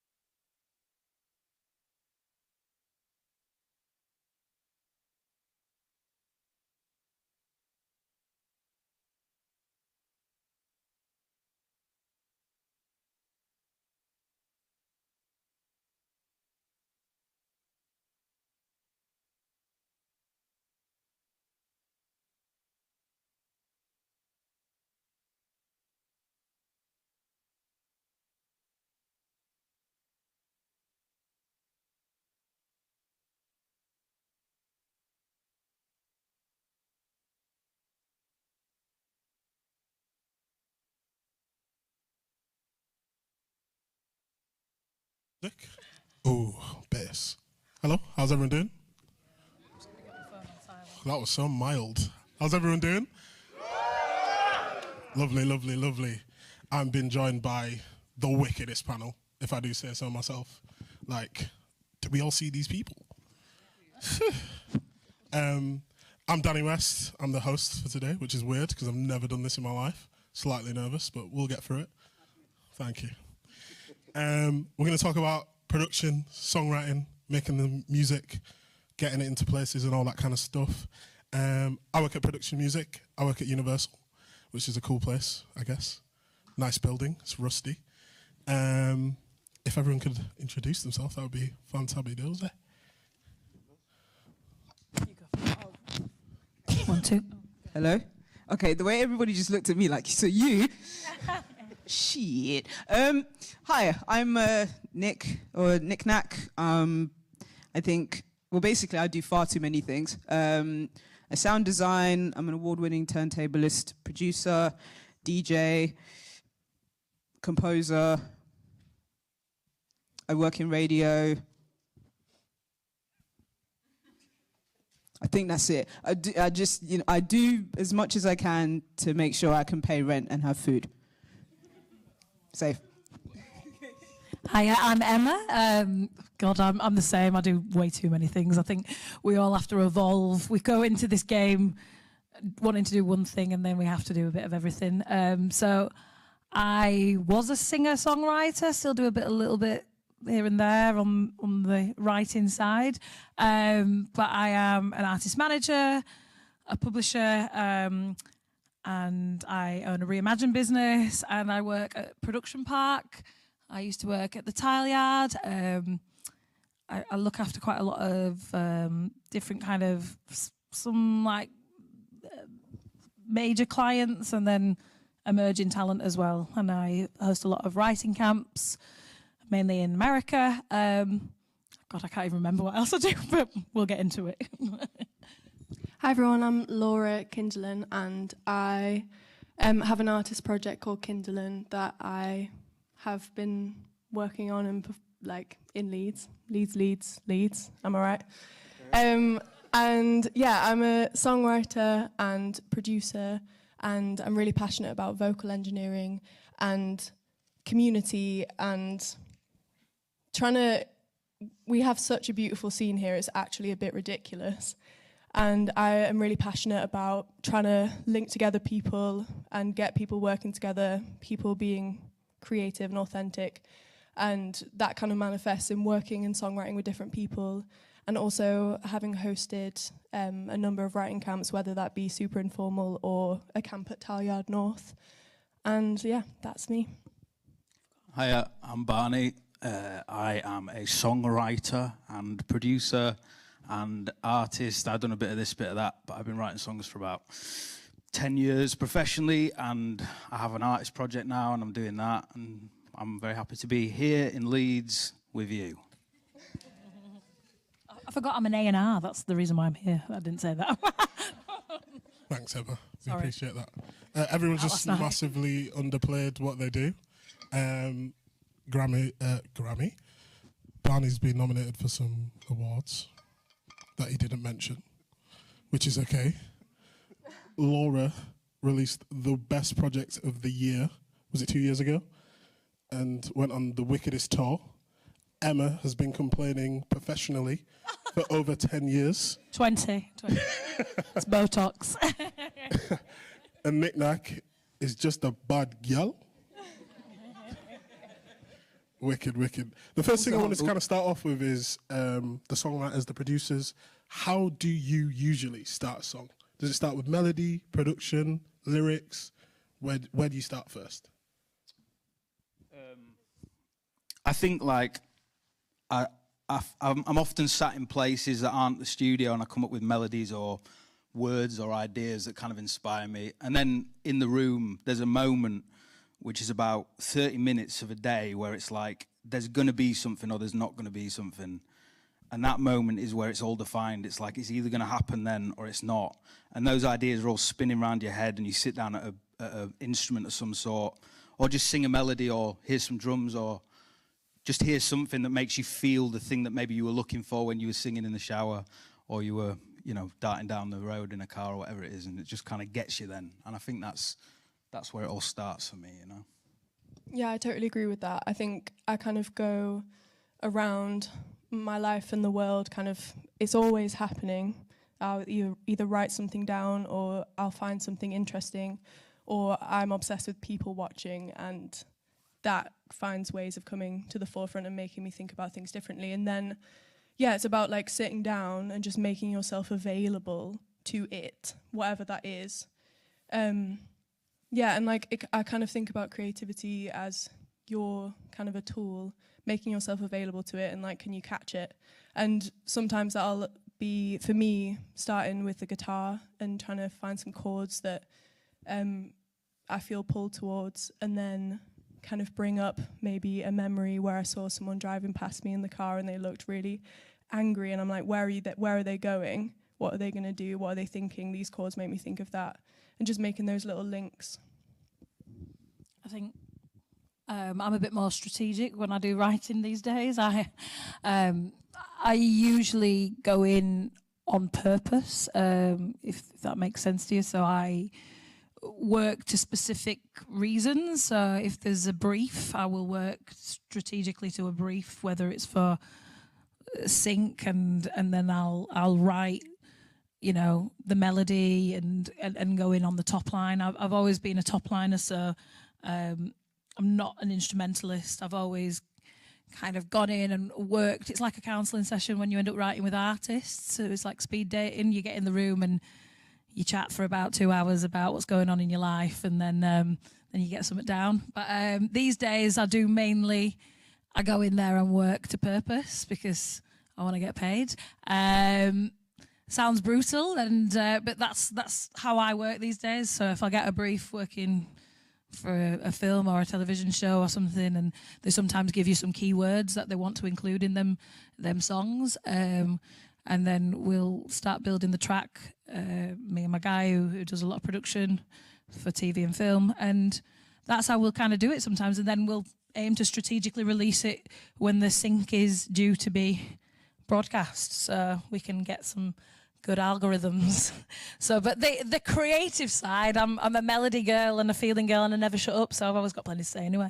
So I think for me, my process is actually a bit backwards. So I'll tend to do like a live set on turntables and record what I'm doing, and then listen back to that in like Logic or something. And then there might be a little section that's maybe a couple seconds of me just doing some weird shit, and then, or there's a longer, maybe 4 minutes or something out of that performance that I've done. Either way, there'll be moments where I'm like, that could be something, that could be something. Listen back to it, cut it out of the whole thing overall. Let's say I performed for an hour, take out 4 minutes of it or less than that, and then just disappear from the world really, and then come back and be like, oh shit, that's the whole track now. That's nice. I'm swearing a lot, I'm sorry. ADHD. But like, that's one way. And then I guess, yeah, there's been times where I've gotten briefs, like somebody's asked me to do a remix, or like being commissioned to make something for like a theatre show or something. Then it's like, okay, I really need to sit with the fact that chances are this person who's asked me to do this isn't very musical. So they're like, can you make something bubbly? I can have a go, yeah. And then sometimes in those kinds of circumstances, I have to not look at the door for like a couple of days, and then come back to it with a fresher kind of just head on, and then just try and make something. But yeah, when it's my own stuff, it's a combination of listening back to something I've done live and writing music to that. Or it might just start with a drum beat I have in my head that I need to just get out of my head and put into the fucking door, and writing around that. Or other times, if it's a brief related thing, then it's like, okay, let me just take a break, and then I'll come back to it with a clearer head and try it. So it varies for me. Lovely. Emma, question for you. I love you, really, you know. I know. I love you too. When you're looking to sign a developing artist or work on developing that artist, great sentence, what are you looking for? That they're good. We're not. I think we've got to a state. I mean, I've worked on a lot of these TV shows, so I've had a bit of a varied career. I worked on X Factor for 9 years and BGT and AGT, and I was an on-screen talent producer on the show, and I did A&R. So I was, working with the artist on the repertoire afterwards, coming off these shows when they've had this huge traction. And then I've worked with a lot of emerging artists as well, who I've either taken on under my wing or they've come to me or whatever. But I mean, I just look for, raw talent. Like, I'm not bothered about mad algorithms or stats. I think I'm old school. I learned from people like Corda Marshall and Dave Ambrose, who went and found real artists back in the bars on the live scene. And if someone can wow a crowd, I like to think that, hopefully we can recapture something like that in a recording studio and, make something exciting. Obviously, we do live in a world where record labels and, DSPs is all about, how many numbers you're getting and, because that's how we get paid. But it's not just that as well. It's, it is about the live and the sync side are probably your biggest money streams now. So if you can find an amazing artist on a stage and they can write a hit song in a studio, I'm just looking at piecing that together so we can make a career out of it. So I'm just all about if you're good. It's like a footballer. If the footballer's good, they're going to score the goal. I'm not about ticking boxes or what somebody may be. I'm just about if they entertain me, if I go into a bar or a club or anywhere, I want to help nurture that to make it commercial. If you know what I'm saying, that's kind of the angle that I've always come from. Perfect. Swiftly moving on. For the audience, I'm going to assume, is everyone released the first single, EP, album? Oh, come on, make some noise. Come on, guys. Oh, nobody likes to work in music, okay? Everyone's shy around it. Yeah, I did. I put out a thing. Yeah. Mate, I'm 10. Yeah, I put out a fucking single and it slaps. Yeah, I'm 10 years in. I'm still nervous about that shit. You know what I mean? It is what it is. Just for a show of hands, who's released the first single? Well done. Yeah, we're popping That's sick. off. Yeah, round of applause. Who's released an album? Oh, okay. An EP? Why? Go on. Lovely. My kind of question is for most of these emerging artists, what are the most common mistakes that you see in arrangements and productions? I actually think it's overthinking, to be quite honest with you. I feel like what you were just saying there is there's a raw talent. There's this thing that everyone's got something, I think, but some people have got a thing that they're trying to push out there, and it's like an overcomplication of the thing that's good. There is that thing that's good, and you've either found it or you're still looking for it. And I think people are looking for it still. They don't cut to the chase, which is that there's what's good about this thing, because everyone can pull up a synth on a VST and everyone can make a synth sound good, because they just sound good. But what's beyond that? Where's the little golden nugget that's what's going to make me sit up and go, right, I can see what you're getting at here. So I think it's overcomplication of the fact that really the thing is you. It's not about what you do with a fucking computer. That's it. Yeah, off the back of that, I would kind of say that sometimes your limitations are actually what makes something great. It's what gives something character. And it's so funny. Has anyone here heard of Saya Gray? No. Yes. Well, first of all, she just released an album and it's really amazing. But she released an album called 19 Masters, I don't know when, many a year ago. And I saw an interview with her 2 days ago where she was like, mate, all of these people are writing up about this album and saying how amazing it is. And it literally has voice notes from my phone on it. I made it with $5.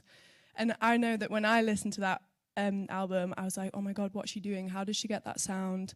Like, what can I do to try and emulate that? Like, it's so cool. And it just turns out that it's literally her iPhone like 5 meters away from her, because she was writing like she was just in the moment. And I think sometimes if you give someone a song and you're confident about it, they will accept it at face value, and they'll get excited about things in the track that you are kind of insecure about, because you know how you made that sound and it was pretty rogue. So yeah, I think sometimes your limitations, whether that be like not having the right equipment, or not being great at the guitar, or finding voicings on a synth, actually sometimes those limitations are what makes something sound really interesting and makes something sound like you. And like this whole talk is about finding your sound.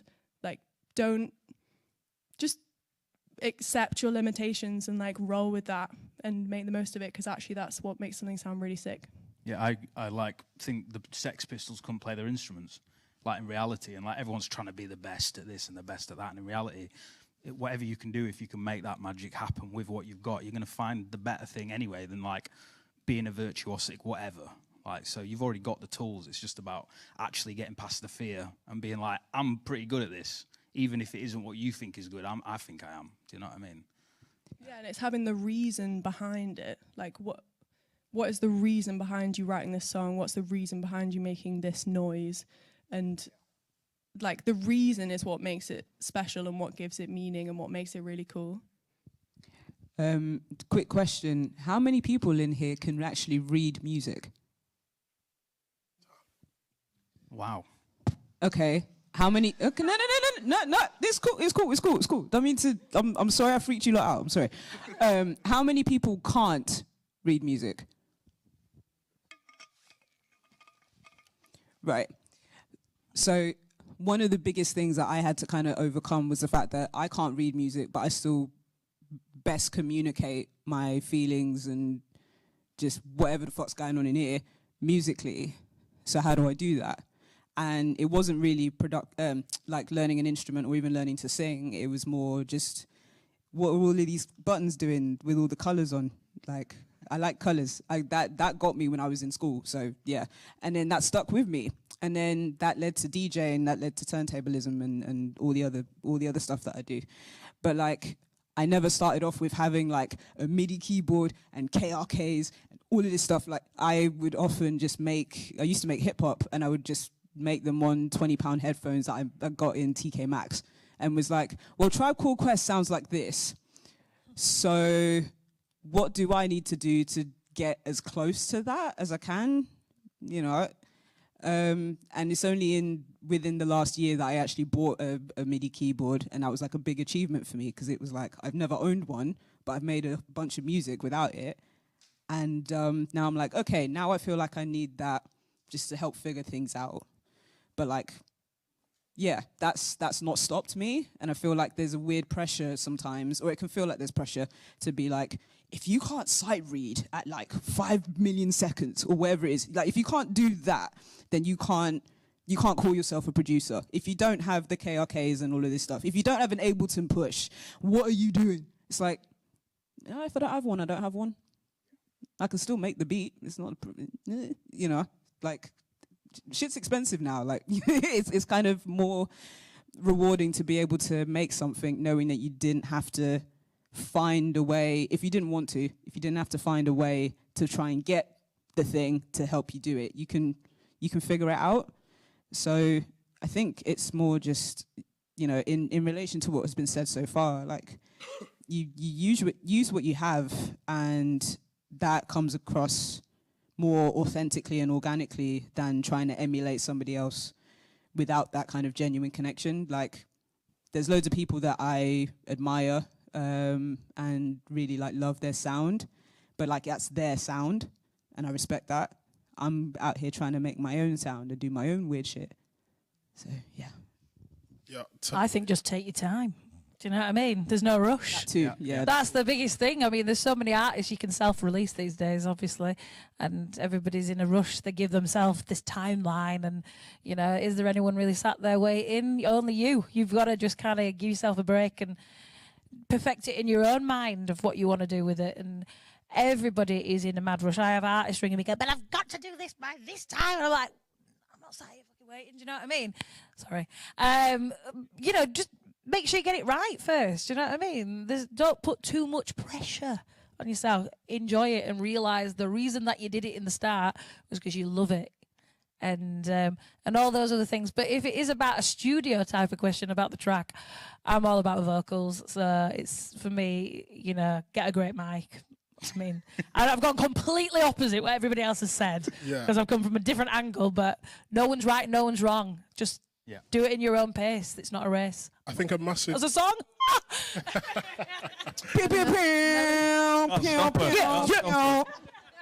I think a massive thing as well, I think a lot of artists miss is asking for help sooner. Like, the network, especially a lot of people here are university students, the network you have already is bigger than anybody else. You can ask everybody around you who plays drums, saxophone, violin, every instrument. Somebody could probably sight read, mix and master your track before you even like walk out this building. So like, utilize your network around you is 100% the way forward. I was looking at one of my artists down here who I look after, because I say all of this on a Zoom call every month, and she doesn't listen to me, ever. But she might listen to me now. But yeah, on collaboration, just for instance, like, I love Barney. I've been holding in my fanboy this entire time. I first met you at was it a playback session at Universal? Yeah, it was a really intense experience for me personally, but meeting you really lightened the mood on every level. I love that. I took myself to the toilet and screamed. But when you do have these people that you kind of look up to in the industry, like, how do you go about trying to reach out to them and trying to collaborate with those people?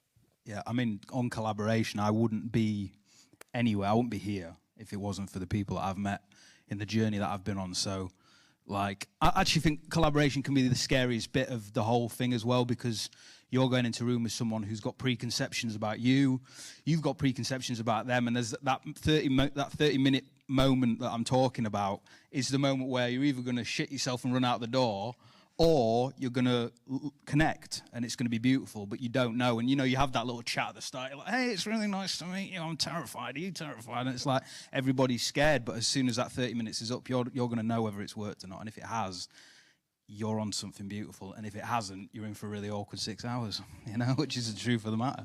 So I think collaboration is everything, but it's the biggest. I'd have said I almost think it's a bigger thing for artists and producers and collaborators to get over than releasing the music, because once you've done it, everyone's agreed that the music's good, but in that moment, it's like, we're either going to sink or swim here. And if you swim, you end up on a beautiful panel with beautiful people, and if you sink, you, as I say, you're going to sit there and look at each other worrying for the next 6 hours. So, yeah.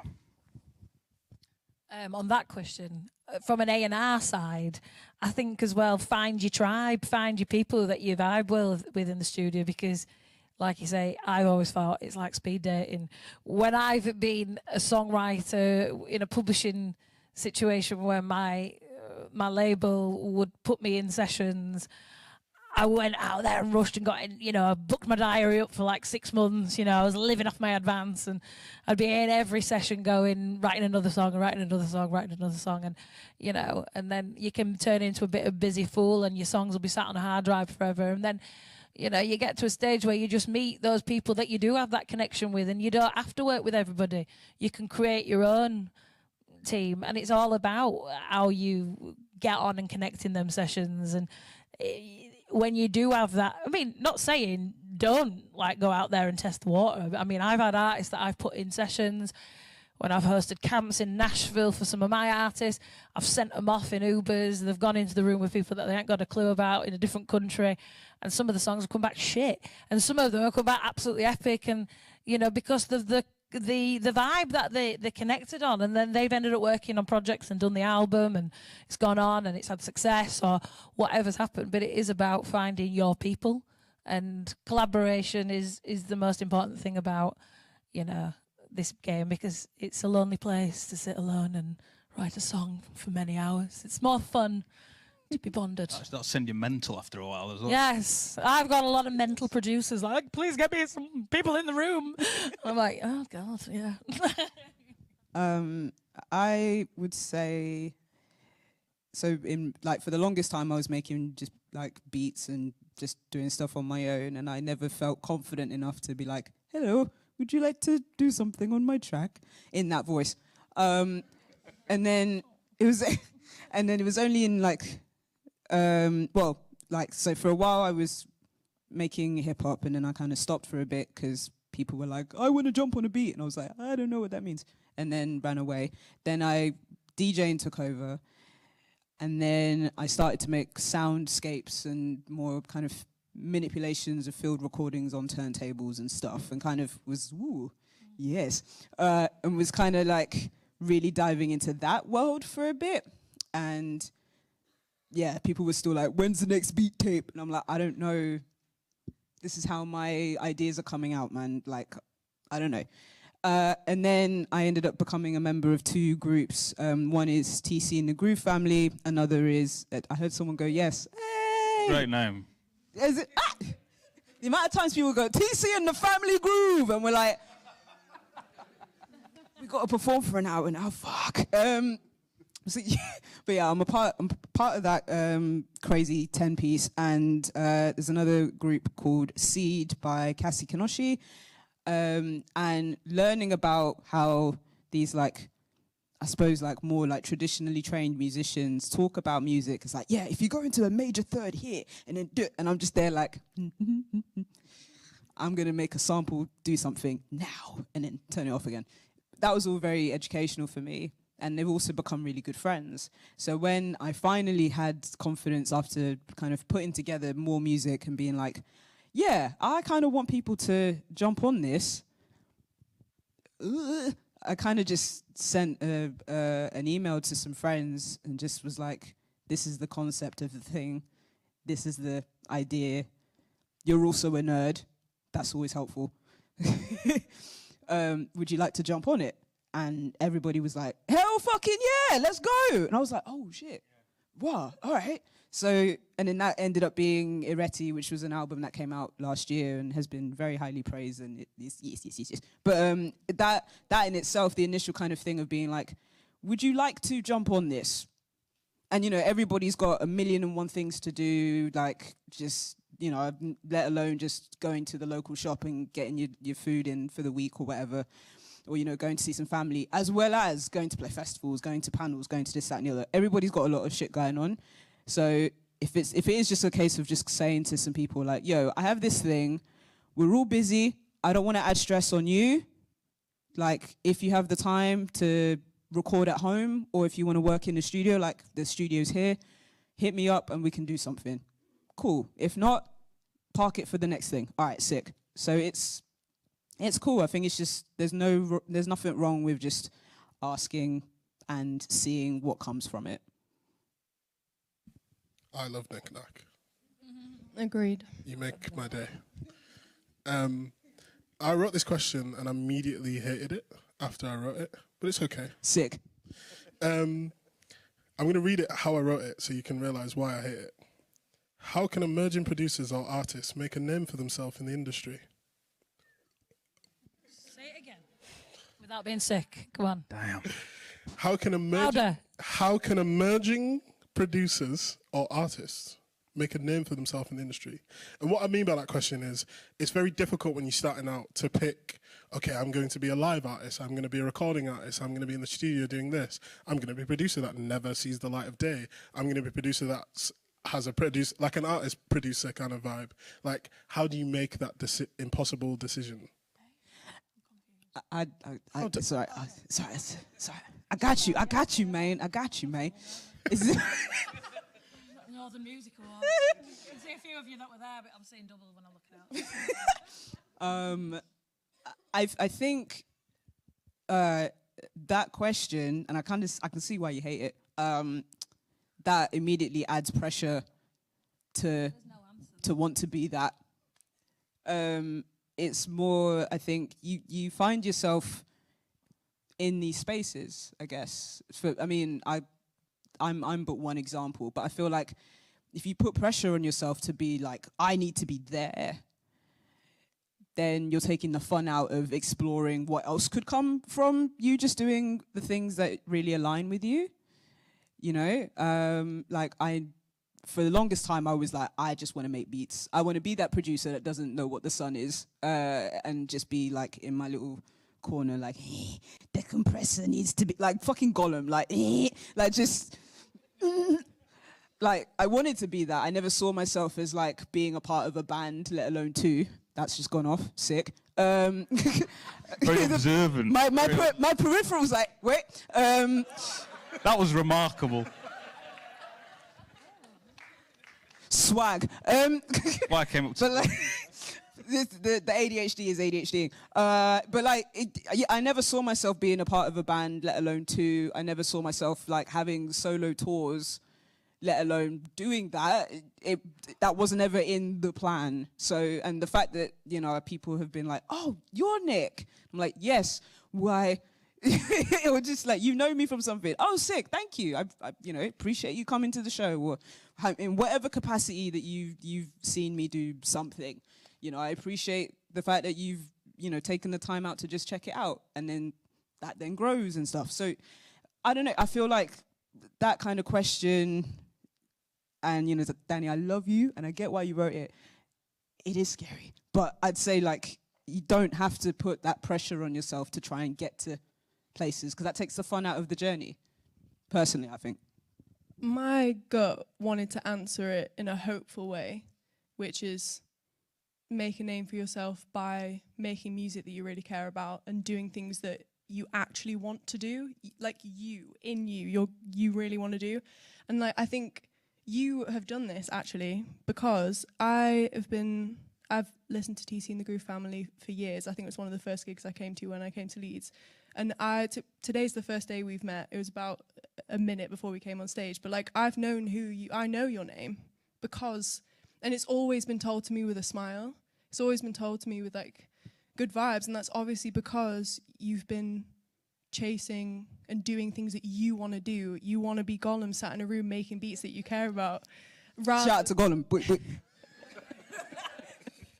Exactly. And so, like, you have made a name for yourself, actually, doing the thing, because you're doing the things that you want to do. And, like, that was, sorry, I suddenly had an urge to be like, and round of applause. Yeah! Honestly, I mean it. I'm not about to start crying though, because I'm too gangster for that shit. that was really.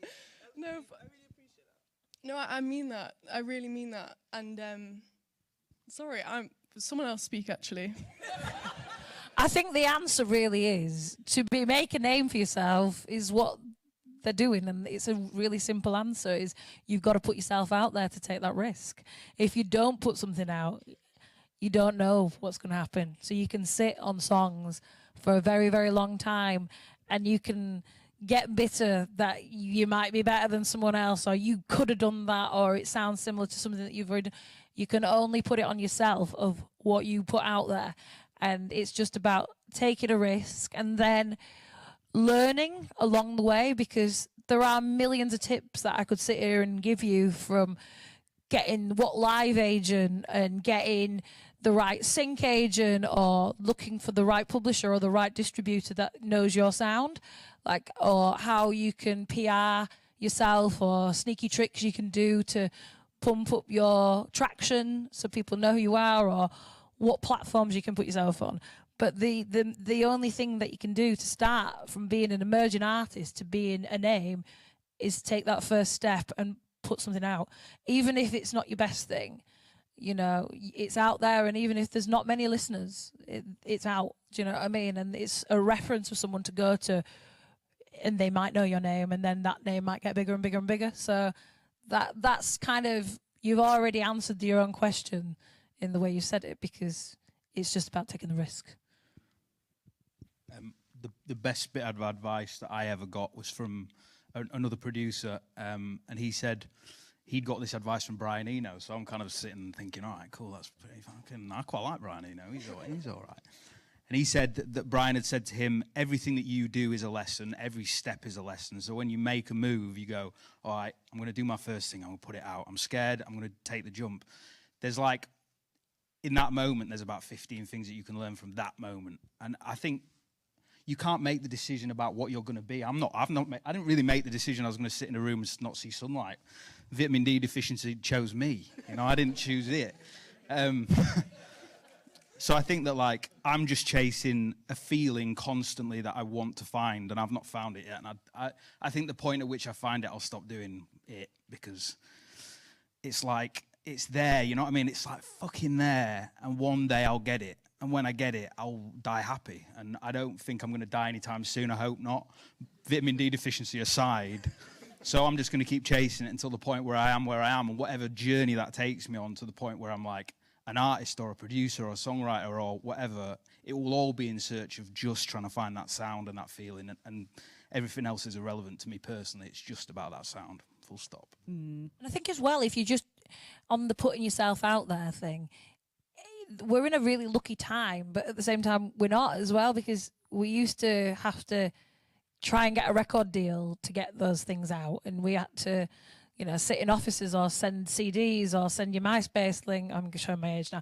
And, you know, we couldn't just release something so freely and easily. So you've got a lot of chances to just keep putting stuff out and testing the water yourself, because you can always take it down. Do you know what I mean? Like, you can build your name and take more risks than people used to be able to take risks. But at the same time, the problem with that is it's become a very saturated market. So you have to think about how you can make yourself different, because at the bottom of the line, when, you know,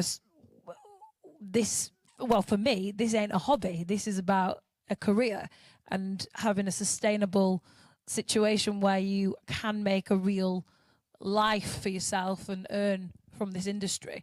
So I think it's just about, if you are putting yourself out there, you know, take those risks, but then get strategic. Do you know what I mean? Then think about, right, I've put myself out there, what am I going to do next? And always have something ready to do next. I think I remember like a few, maybe 10 or so years ago, or maybe a bit longer, I was saying in like my first year of uni that, like, you know what, if I can get to a point where I don't have like a side job and I'm like making music or just working in the industry, whatever that looks like, if I can do that and not be like a different version of myself for a completely different thing, and still, like, you know, be a functioning part-time adult, then great. That's, yeah, if I can get to that, I can. And then I only clocked really in like the last couple of months really that, like, actually I've been doing that for a number of years now. And, you know, that was like kind of wild to have that moment of self-reflection just hit me, like, oh shit, I am doing it. Rah! So, you know, success in that looks different to people, and the need to kind of compare yourself to other people, especially with social media, can feel like daunting and quite intense. But like when you just kind of peel back from it, it's like, well, if I can make this into something that makes me happy, and I can just do this as my full-time thing while still clocking hours on Steam or whatever, great. Like, nice one, you know? I think that's kind of the thing. It's a video gaming platform thing. Yeah, all that. You know what? All that. It's like, you know what? If Steam, video games, Steam, Spa, either way, like, if I can still make it work, great. I think that gets often missed a lot in these kinds of conversations. And I think it's important. Like, if you can, you know, yeah, be surprised by what can come. Yeah, 100%. I think balance is mega important, and all that I bang on about, in that you cannot make songs all the time. You need a day job. You need to fund your life. You need to do all the adult things. Hey, but for a shit question, you all answered it really well. Thank you very much. I want to leave as much time for questions as possible. But my last kind of question, and the most important one, and the one I get asked all the time, is music business. When is the right time in a session to talk about PRS, MCPS, and PPL? And if none of you know what that means, please leave. I thought you were going to say, please talk to me about it. I will. That's what I should have said. I don't know if I feel like I might be coming at this from a different perspective because I just don't. Full stop ever. I don't. No. Sorry, I'm so sorry. Danny, I don't want to have that conversation in creative space. Full stop. For me, that conversation happens after. We can talk about that. We can have a conversation. I will talk to you about anything you want to talk about. And if you don't know, I'll have a conversation with you, put you in the right direction. We can talk. In my studio, when I'm working with you, we ain't talking about money. We're not talking about splits. We're not talking about anything. We're just making music. Whatever happens on the day is what happens. And then after that, we can fathom all that shit out. You know, that's what I think, because it's a creative space. Yeah, same. I've started working with I started working with a manager within the last year, and she's been really helpful. Shout out to Julie. She's been really helpful in just kind of helping to manage, because she's a manager, kind of sort out all of that stuff. Sort out all of that stuff kind of with whoever I'm working with. If it's kind of more like, hey, we'd like you to do this. You know, she'll kind of take care of all of that stuff while I'm getting on with the main creative bits. I think maybe this, before I can feel trapped between so much energy. I can feel energy here. My vibe is I'm saying that I'm coming from a different point of view because I've had a manager for most of the time that I've been a published writer. And I think maybe that's why I'm saying this. And maybe that's a privileged position to say that from, because not everybody's got that. So I can understand why maybe that's not the right answer for everybody. But I would say as much as you can just make freely without thinking about, worrying about that side of things, I think you're going to get better music. Maybe there's a time and a place for that conversation to happen. I don't know whether that's at the start or at the end, but like I would say as much as you can, just focus on what you're making together, because that's, the music will create all of the opportunities that come around it. You know what I mean? For me, that's what I think is. Well, I was going to say also it depends, like sometimes you're going into a collaborative session, you don't know what you're making, you don't know who you're writing for. And like I think for me, maybe I do the most like more informal sessions. Lots of times it's with friends, and I think maybe it's different if you're working with people that you really, really don't know. And it's also different if, like you said, you have a manager to have those kind of conversations on your behalf. But to be fair, I think it's kind of refreshing to hear someone say, look, I don't talk about that. It's creative, in like creative energy. It's creative. I find that quite refreshing because I have, like, as someone, I sort out all the admin of that kind of thing for myself currently. And I feel this constant pressure to do it. But my default is to feel like this. So I actually found that quite helpful to hear, although I do think that it is really important to have those conversations definitely before something happens with the song. Maybe have the session and then it's a conversation quite really soon after the session. All right, we're ready? Right, okay. I'm going to give this real. Managers, administration people, labels, we're not telepathic, right? So if we're not going to go, oh, I remember that lovely, beautiful session they did and they never gave me the splits, so I don't know, I'm going to give them that money. Listen, I am completely with what you said, but you've just admitted you've got a manager and do that. You've been in the game a long time and you know how you speak to people to organise that. But if you are starting out, in my opinion, artists are always a little bit crap with admin. Right, that's why we're good at being the creatives, right? But you can get yourself into a tangled mess, in my opinion. As a manager and a publisher, I have had to have some very difficult conversations with people that don't want to share and want to hold on to their toys, right? And it can be a nightmare, right? And I'm not saying go in there and go, word for a third, guys, that's where we're going. I did that, but I did that. Who gives a fuck, right? Let's just get a little bit organised. It's just about being a little bit organised. And I think we are living in a very saturated industry. So get your admin right, because you don't want to sit there and listen to this beautiful song and never make any money. Do you know what I mean? Like, this is what happens. Not everybody is in a publishing deal. Not everybody has got a manager. Not everyone's got some sort of agent. In my opinion, if you're going to go to a songwriting camp or something like that, have just a little chat and just say, are you all registered? Or sometimes taking a single... When I've run camps, the easiest way to deal with them uncomfortable questions, and when I've been on camps, is they take a single song assignment sheet round with them. So then there is no dispute afterwards. I'm not saying it's the best way, the most harmony, it's not the most creative, special way, but I want to get fucking paid. And you all need to get paid as well. So you can pass it on to the manager, you can pass it on to those people, and you can wait until something might happen with the song. Sometimes waiting. I think that's not it.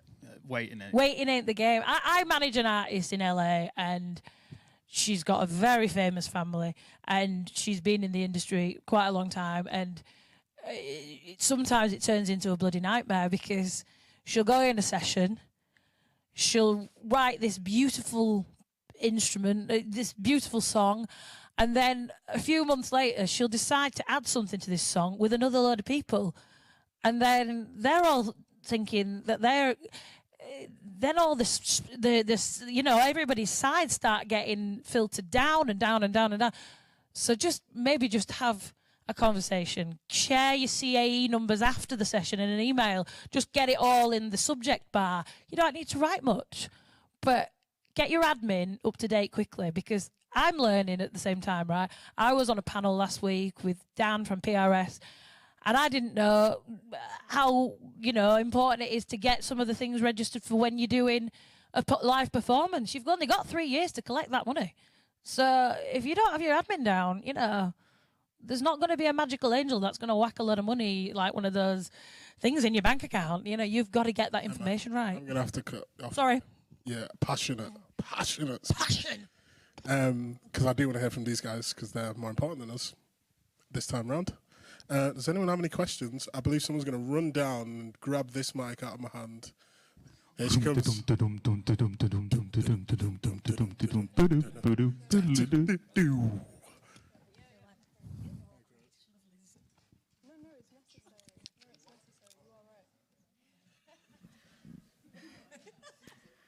Hello, and thank you for the insight. It has been really insightful for everything that you have shared. My name is Heaven, and my question is, what is the hardest thing you have had to learn on your journeys within the industry? On touching on that last subject, music business, there's been a couple of times where artists haven't agreed splits, and then Sony Publishing has sent me an email going, haha, we're taking all of this song. And I've been like, oh, why? And it's because artists have walked out the studio and not agreed on we're going to do 50-50 or we're going to do, as Emma mentioned, and they've never written it down and there's no paper trail, and then you just start going back and forth with a major. And I'm just a little man, a little big man, who didn't know too much at the time. So I guess the music business side is such a massive thing to get your head round. I would start now and start figuring out the things that don't make sense, because so much of it doesn't make sense, essentially. But yeah, hope that helped. Oh fuck! How long have we got? You know what I mean? I think for me, the biggest thing was understanding that when I came into the industry, I was around a lot of producers that were chasing hits, just chasing hits. I don't want to chase hits, because I didn't ever listen to those songs that are like on the radio at the time. It was like there was a real like way that you made a big hit, and I wasn't about to get into that game because it wasn't for me. And I think I got a bit skewed off my course and there's a lot of judgment around whether you should be jumping into this weird world having the confidence to be like, no, I respect you. I can't do it because I'm not programmed that way. I'm too stubborn. So I think having the confidence to be like, I'm going to do me, whether that works or not, because if it doesn't work, at least I can hold my head up and be like, I fucking tried to do what I thought was good for me. And yeah, just having no fear and just attacking things with a purpose and a confidence and getting the splits right, obviously, is very important. Very important element. No. I'd say imposter syndrome for a good chunk of time. Like, been DJing for a long time. I've had a lot of people say very horrible things, and you develop a thick skin, and your sarcasm levels up tremendously. But for a long time, I'd say for about maybe 7 years, I wouldn't call myself a turntablist because I wasn't scratching the ways that other people, men, were scratching. And I was very much like, well, I don't want to get too technical, but there's certain scratches that do certain sounds, and I could do those sounds, but in ways that the other people mainly, like, they do it in that way, I did it my way, but I still achieved the same thing. And like, yeah, I would get trolled on the internet and stuff by these twats, the scientific term. And it did hurt for a while, so I was like, I'm not a turntablist because I don't scratch like those guys. I don't do that. But then it took me doing a residency at Leeds College of Music, which is what it was called at the time, with another turntablist called Shiva Fesharecki, who has done stuff all over the world. She's worked with orchestras. She's just sick. And we basically had a conversation on turntables. Like, I had my set, she had her set. We were in a hall, and we just jammed for like 5 minutes. And then that was like, oh, gone. Imposter syndrome is out the door now because we're having this talk. And then ever since then, being able to kind of go, no, I am a turntablist. I'm gonna sit here like, yeah. And, I've since then won an award for that. So it's kind of like, no, I am. I don't know why the fuck that imposter syndrome twat was in my head for so long, but like, that took a while to get evicted, and I'm glad that it's now gone. I think the question exactly was again, what's the hardest thing? Yeah. Right. Get a thick skin, because this isn't for the faint-hearted, this industry. And there's the thing that you got to watch out for the most is the other people, I think, because the industry can be full of very, very snaky individuals, and it's like, trust your gut, but also trust the paperwork, check everything out, do things properly, because people are greedy in this game, and they can out to screw you. I've been screwed over of 280 grand a couple of years back. There's always a shark. There's always someone on the make. It's just developing the fact that we're in an industry that is very sexy, and everybody wants to get a piece of the cake, and sometimes people want a bigger slice. Do you know what I mean? So always protect yourself, surround yourself with good people, and every single person in this room at one time in this industry in your career, you all are going to burn your finger a little bit or have a major scar from it. It's going to happen, and it will only make you a better artist. So I'm not sad that people have done some terrible things and you come across some crazy characters in this game, but it makes you who you are, and it makes you stronger. And you can always write a better song and put it in your lyrics and make them know what they've done. But yeah, go for it. I think the thing that comes to mind for me is trying to be resilient and just keep going and going and going relentlessly, being an artist. At the minute, I'm an independent artist, and I would really love to build up the right team of people around me and my music. And I am delusional, which is absolutely necessary if you want to be an artist. You have to just believe in yourself. You have to believe in your sound. You have to put the time in to figure out what that looks like, so you can wholeheartedly believe in what you're doing, perform, make the music, put it out. And then it becomes a fun thing because you're so passionate about it, rather than like being embarrassed. But like, it is such a choice to be in this industry. It's such a choice to be an artist. Like, I have conversations with myself every day, and I hope over time it becomes less, where it's a sacrifice. Like, yeah, it's a sacrifice. Like, also as I'm getting older, and my friends who have full-time jobs in completely different industries. Obviously, everyone in this room will have people like that where they're on salaries and the world is telling us that we need to be doing this, this, this, and this. And like, as a creative person, who are like, I'm currently trying to build a very bespoke life, so I'm like really figuring it out as I go along, trying to pick up things that work for me, try things out, that doesn't work, let's leave that. And it feels like maybe it's a waste of time, but it's not. It's like, it's because I have this vision of like, this is where I want to be at some point in life. I want to be enjoying every part of my week. I want to be passionate about what I'm doing. I want to feel challenged.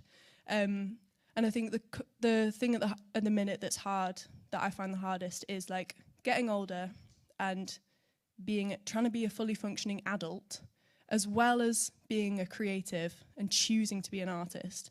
It is a choice, and like I think, and it's a sacrifice.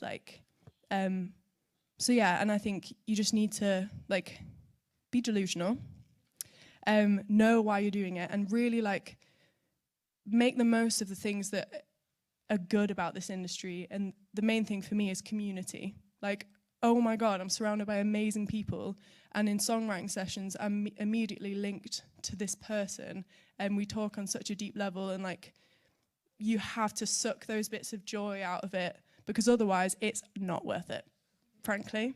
So I think it's just making that choice every day to be doing this. But like, being asked to do things like this is so meaningful to me, and like, I really appreciate being a part of this, and like, full stop.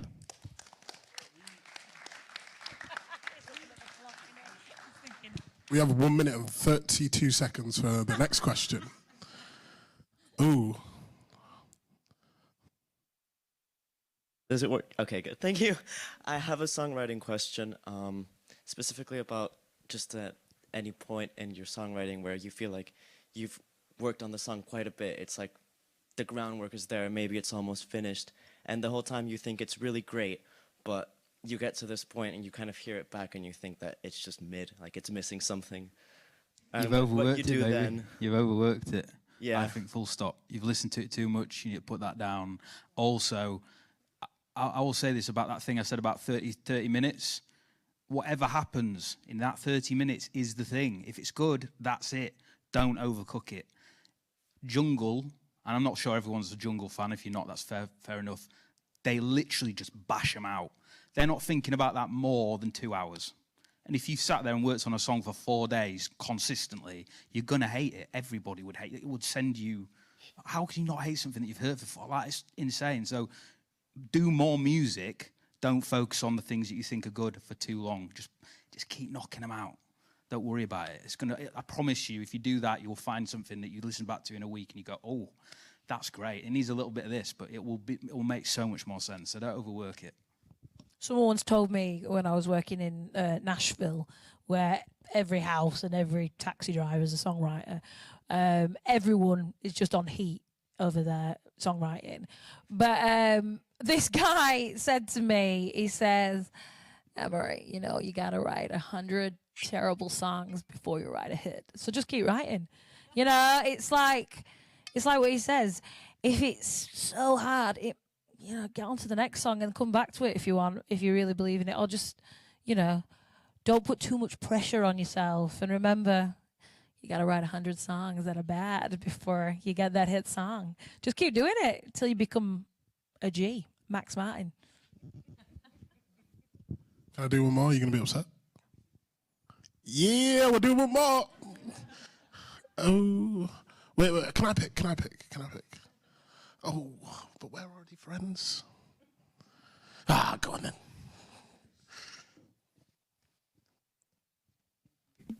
I don't know how quickly you're going to be able to answer this, but I want to get your guys' perspective and sort of opinion on artists' age in the industry. So if you think back to like the X Factor, used to have the over 25s category, which used to seem like really old. Now everyone's like 26, like Chapel Roan's 26, Charlie XCX 32. And age isn't as much as an issue. I've got a theory it's more because Botox has come a long way and all that kind of stuff. Everyone looks. But generally, obviously, you guys working with the artists, you are artists yourself, and how people being a bit older, how much that's really affecting people listening and being interested in taking on slightly older artists. So, I had the great pleasure of interviewing DJ Paulette last year. Yes, legend, legend. And I asked her a similar question, and she said, well, it was more to do with DJing, but it still relates. Whatever age that you decide to pick this up, you're still a new artist. Like, doesn't matter. Like, you could start DJing as a 45-year-old person because you have a shitload of records and you want to just play them out. You're still a new DJ, and you could just be like, let me hit up, like, I don't know, Wolf Chambers, put on a party, and just that could become something. And the same applies with production, songwriting, etc. Like, you've made a decision to give this a go at whatever age, so do it. Like, the ageism that's a whole other panel to talk about the kind of weird, like, oh, you're in your 30s, it's weird and stupid, but like, yeah, no, if whatever age you are, you want to start making music and putting it out there for people to listen and enjoy, do that. Why not? I don't think it's as ageist as it used to be, because we can survive digitally. It depends what kind of artist you want to be. You know, no one wants to see Britney doing that shit on Instagram anymore, you know what I mean? But when she was young, you know, it looked good. But everybody's like cringing when she's doing these weird dance routines now. It depends on what kind of artist you want to be. But, you know, if you're good, someone will listen. Do you know what I mean? And I don't think you should get too bogged down in worrying about any of that anymore. We don't have like the top of the pops anymore. We don't have all them things. We have new ways we consume music, and we do have Botox and we do have AI, which is like the devil word we've not said anything about today. But you know, you can be anything in this industry these days. I mean, we're in a world where we can be anyone and anything. So just enjoy what you're doing, but don't waste your life on it. If I know that sounds like not like good advice, but I hate seeing people put off things. You can do it all. I have a child, and I thought I'd been a slave to this industry, and I thought, oh my God, I'm too old to have a baby. I'm too old to do this and do it. Like, and that is something that does come up that we don't talk about as people in this industry. Like, you think we're basically freelance. We have to survive on keeping going, but you know, you have to just do you, and you know, follow the way you evolve, and just roll with the punches. That's all I can say. Thank you very much to the panelists. Thank you.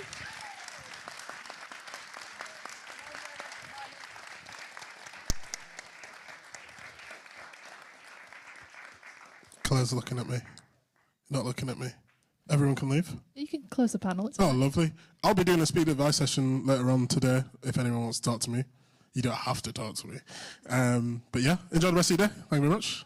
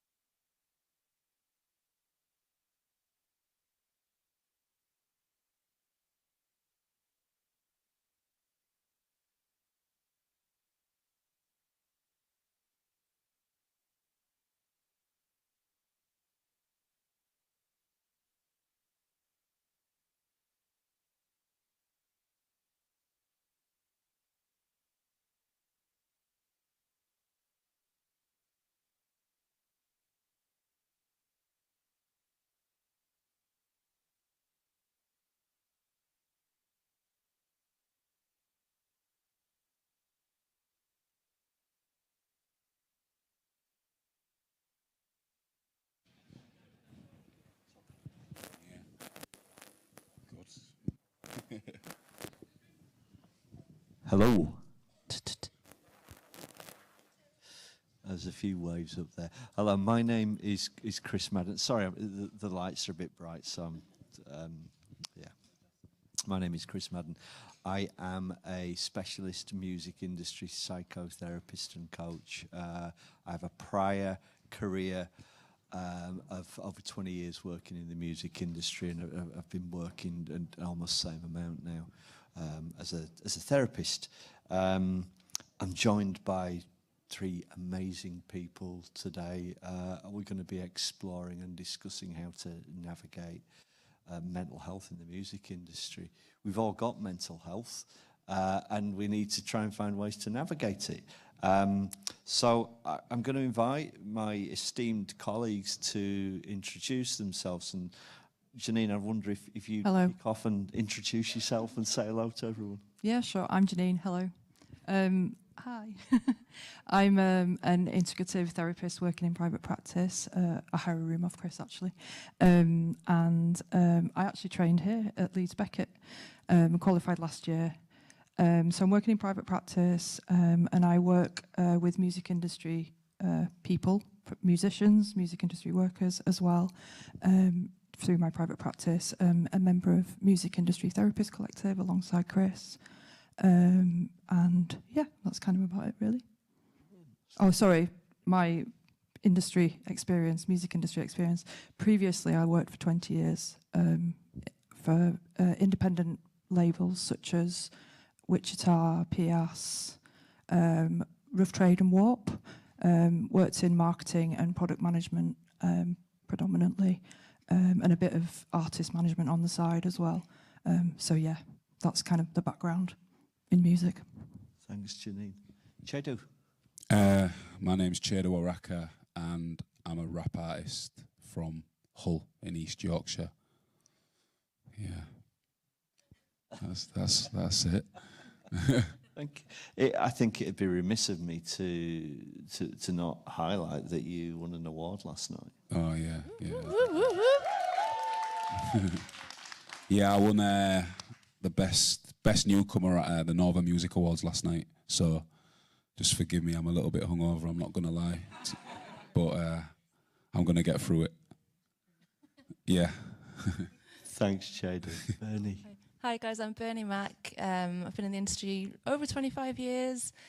A former musical artist, session singer, songwriter, worked with some well-known names in the States, worked with a lot of independent artists, and have my own mental health journey, which is what led me down the road of setting up my online membership, Bernie Mack's Becoming the Artist, in 2000, and Bernie Mack Agency, and then more recently, Bernie Mack's Becoming the Artist, which implements sort of music business and connects musical artists to mentors, but then also brings in a lot of well-being stuff, mindfulness coaches, mental health practitioners, spiritual advisors, if you're into that.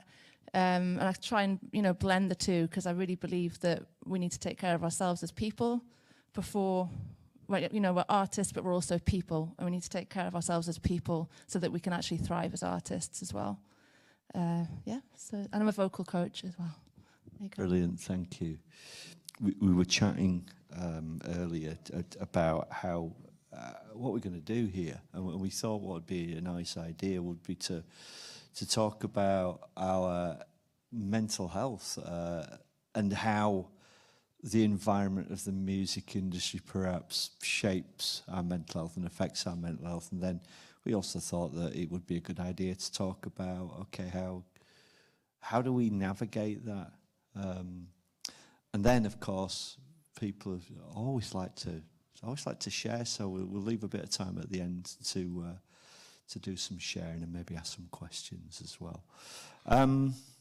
We were chatting back there in preparation, and you arrived. You were the last to arrive. You got off the train. And you were telling me about this experience that you had, which sort of was enmeshed in these other experiences that you've had as an artist, and the effects that those kinds of things have had upon you and how they make you feel. You're talking about being ignored by a couple of newspapers last night. Yeah, so when I got to after I did my sound check and stuff, there was like a media room, and you go around and you have conversations with different journalists and different publications. Walking around with my manager, and 2 journalists just said, like, I didn't think anything of it. I walked back round, and my manager said, oh, they was from 2 big newspapers. Obviously, it's a bit annoying, but I suppose I had the attitude then to be like, when I get on that stage later on, I'm going to smash my performance, which I did. And then one of the journalists started following me on Instagram after it, but they didn't want to know me at the time. So it's like, yeah, that could have broke me. I think in a situation like that, it's either sink or swim. That could really affect someone's confidence. And as I was saying to you, I think if I was earlier in my music journey, that would have affected me. But I sort of flipped it the other way, and I was like, I'm going to show you. You're going to know who I am by the end of the night. And I think I showed them, basically. Yeah. You related that to what happened to you earlier in your career? Yeah. So I signed like a terrible deal in like 2019, I think. Got promised the world, brought out a project. The deal was like 2 options after. Didn't meet the numbers, but they were telling me that they were gonna do the options anyway. Obviously, lockdown happened, and then they just parted company with me. That really affected like my confidence. I didn't think I was sort of good enough for the music industry. And before that experience, like, I just made music for the love of it, really. And I know everyone says that, but I didn't really know anything about the industry. I'm just a kid off a council estate who was making music in my mate's box bedroom, putting it out, and people was loving it. Then the sharks got involved, the industry, and you think you're going to be promised the world. You go in these big rooms and they've got the plaques on the wall, and they sort of like say, oh, you could be them, and then you believe it, and then, that doesn't happen. And then you just think, you're not good enough. So... What happened for you then? I mean, what kind of effect does that have upon how you perceive yourself, how you feel? Yeah, like I say, you just don't really feel like you belong. Imposter syndrome kicks in. Yeah, you're just like, this is what I wanted. I worked my full career to sign a record deal, and it's happened, and it's not what I expected it to be. But I've got to like big up the Launchpad, really, because they was who I connected with after that happened. They helped me get the accelerator fund with PRS and PPL. And then I had this sort of second wave of my career, really. And I haven't looked back since. And now I just live by like two mantras now in life. Just be undeniable and go where the love is. They're the 2 things that I live by. Just go where the love is, basically. If these labels don't want to sign me, or a booking agent don't want me, or these publications don't want to write articles about me, it's their loss, really, because I know I'm sick. So, yeah, it's on them. Good for you. Thank you. Bernie, you were talking similar themes earlier as well, and you wanted to share your experiences of the industry, because they're really similar, but arguably worse. Yeah, so I was born into a family of professional musicians, so I really thought I understood the music industry. With their classical musicians and jazz musician. So I went into that sort of the independent side of the UK scene, had my own band, was also session singing for other sort of more, actually they're very well known now, but they were up and coming at the time. So I really felt like I understood the way the industry was, but then I moved to America on my own. I didn't have a team of people around me. I just landed and I was like, I'm going to make this happen. It was always my dream. And I ended up, from sort of landing, by the time I'd left, I'd worked with some really well-known artists. I was in talks with multi-Grammy award-winning producers. But that experience of being in America and the brutality of that particular side of the commercial music industry, and the fact I wasn't prepared for it, I didn't have a team of people around me, I didn't have a manager. I found it was so different to what I was expecting. It was really hard, really, really hard to navigate. And as a woman in the industry as well, I don't mind sharing, because I think a lot of us have experienced it. I didn't always feel, and I wasn't always safe working in studios at night. There was a lot of unsavory things that happened, and it just really knocked my mental health as well. So I got to a point where I was on the big stage, because for me, I never wanted to play small, you know, what I considered small. You know, I always wanted to, if I was going to do this, I was going to be on the biggest stage. And I was very much driven by this need to, I think, prove myself, because I was bullied at school, and it really became, you know, a massive part of my identity, which I think we probably all maybe relate to. So I attached it to like my value and my worth as a person. By the time I got there, I was like, I've worked 15 years to get to this point, sacrificed a lot. It's not what I was expecting. I made the hard decision, but the right decision for me to step back from it, because my mental health was suffering. I didn't want to go down any further down that road. Came back to the UK and was like, well, what do I do? You know, I felt a bit lost, had to regroup and lean on my friends and family for support and stuff. And then I founded my business and found this amazing path that I'm going down now that's really rewarding and fulfilling. But I really relate to what you're saying there, Shadu, that it can be a really difficult industry that can attack how we feel about ourselves. You know, never felt like I was, you know, have to change myself in some way. Wasn't slim enough. I was too goofy. I've got Tourette's. So, you know, that was a bit of an issue and all this other stuff. So, yeah. And you've started well, not started, you've been developing a mental health support and mentorship program. Is that a nationwide program, or is that specific to the Northeast where you're based? Well, it is getting funding in the Northeast, it's about to do a lot of work with Generator, which is a company similar to Launchpad in Newcastle. But it's an online membership. It's small at the moment. But yeah, I work with dedicated musical artists that really want to go for their career, that have really got that drive, whether it's as a vocal coach or as a mentor. But I also bring in, like I said earlier on, well-being coaches, and I really I'd like to think help people find their voice and empower them to put their boundaries in and, you know, stay true to who they are, and to take a step back and go, is this the right person to work with? And, you know, really own our own self-care, you know, and just take ownership of that, because the industry's not necessarily going to do it for you. Some of the themes that Bernie was talking about, you're really well versed in, because you wrote a dissertation for your masters in therapy. Yeah, so I decided to like keep to the music industry for my masters in integrative counselling, and decided to interview music industry therapists on their experiences of working with clients who'd experienced sexism and misogyny in the music industry.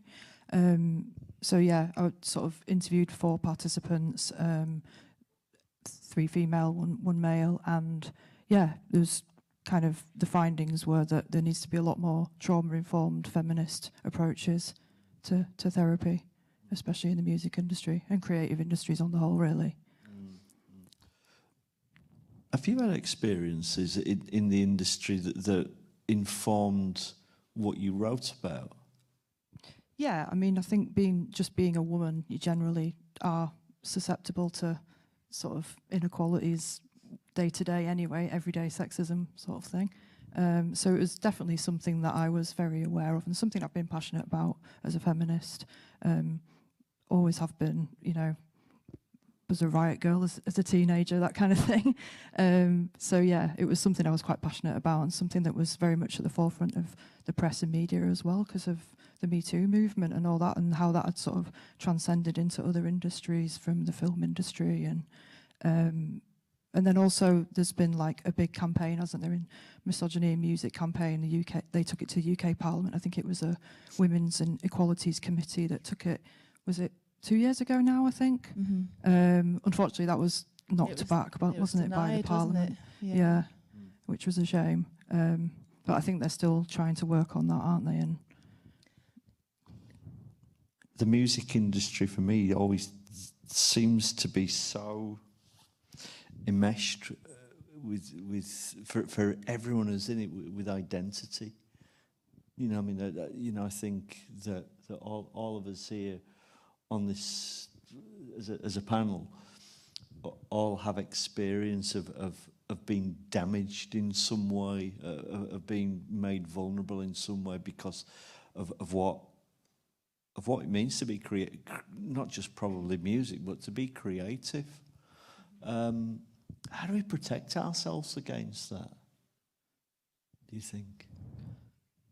I think, Bernie, you said that word boundaries, and that's really important, isn't it? 'Cause it's that merging of like your professional and personal self, isn't it? Yeah, I think it is. I think, like I said earlier on, just understanding that, because you know, when we're an artist, we're so into it. It's really a part of who we are. We're expressing ourselves, and we want our voices to be heard, and they should be heard. And that's an amazing drive to have. But also recognizing that you're actually a human being, and it is separating the music and the business in your own head, and being disciplined about that and finding ways to make that separation, so that if you do get a knockback, as we all do, it's going to happen, isn't it? You might have numerous knockbacks. You can handle them a lot better because your self-worth and your value, which might come from a belief system, I know mine did. I think beliefs plays a big part in this, doesn't it? These unconscious or subconscious belief systems we sometimes can have about our value or our self-esteem. But it means it's not going to take as much of a knocking, because your whole sense of self is not tied up in this success or who hears your music or who appreciates your music. It kind of takes that pressure off, actually, so you can just really actually enjoy the experience. And I think it makes you more creative, and also like using music to actually, as I think we all do, like that feedback loop of really putting your heart and your mental health into your music, using it to inspire your music, but then your music helps to heal you at the same time and can help heal other people in that same situation as you. So that's a nice feedback loop, which I think we sometimes forget about. How did you pick yourself up when you got dropped? That's a good question. I think just being surrounded by some really good people. And you know what, I had to remind myself that I don't really, obviously it's good to have the help, it's good to have the funding, it's good to have the access to the service that they provide, but I had to just do a lot of self-reflection and reminding myself that I'm good at this, because sometimes we forget just from these knockbacks. So I just had to do a lot of self-reflection, listen to old music, and just keep on reminding myself that I don't need them, they need me. Yeah. Self-reflection is not always easy. You have to go to dark places sometimes, but that's what I did, really. And I think with it being lockdown, it was tough, but also it was a bit of a gift as well, because I spent a lot of time on my own, started running, because sport's like a real big thing for me. And like the gym, I don't really go to the gym. Yeah, I'm in good shape, but I go to the gym because it just helps me tick over. I feel like I've achieved something at least in the day if I've been to the gym. So it don't matter if I haven't written a hit song. At least I've done some pull-ups or something, do you know what I mean? What do you tend to find with the clients that you work with? Is the thing that shifts them from this place of why they come in the first place to somewhere different? I think like self-care is really important, which ties into what we were just saying about going to the gym, isn't it? It's about well-being, isn't it? About your healthy lifestyle is kind of prioritise that, and sleep, diet, exercise.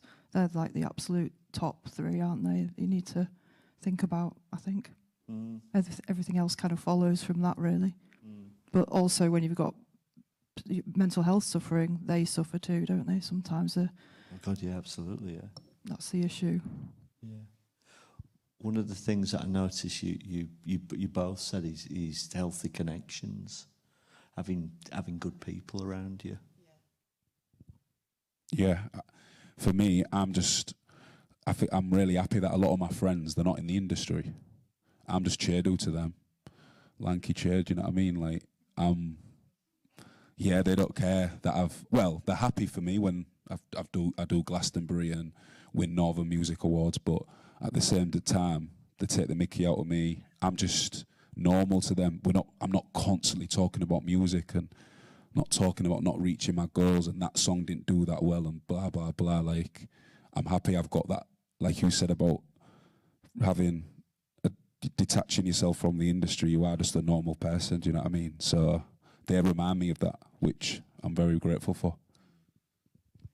Yeah, and I think sometimes when we think of like having a team and people say build a team, we're thinking automatically aren't we, of like managers, labels, booking agents, band members, or whoever. And actually, part of our team as well is the people that love us and support us. They're the people that are cheering us on, whether that is your makeup artist, if you're, or your driver, or your tour manager, whoever it is. Or your family and your friends. I know for me, like I've got my membership and we've been together a little while, my little group, and they support me as much as I support them. They keep me going on the bad days as much as I support them going on the bad days, and they're happy for me when I'm doing amazing things, and I'm happy for them. And it really is having those people in your life, and they might be not the people you expect. When I set up that membership, I didn't think it was going to be something that I got from it. I thought I would be given, a lot of the giving and the supporting.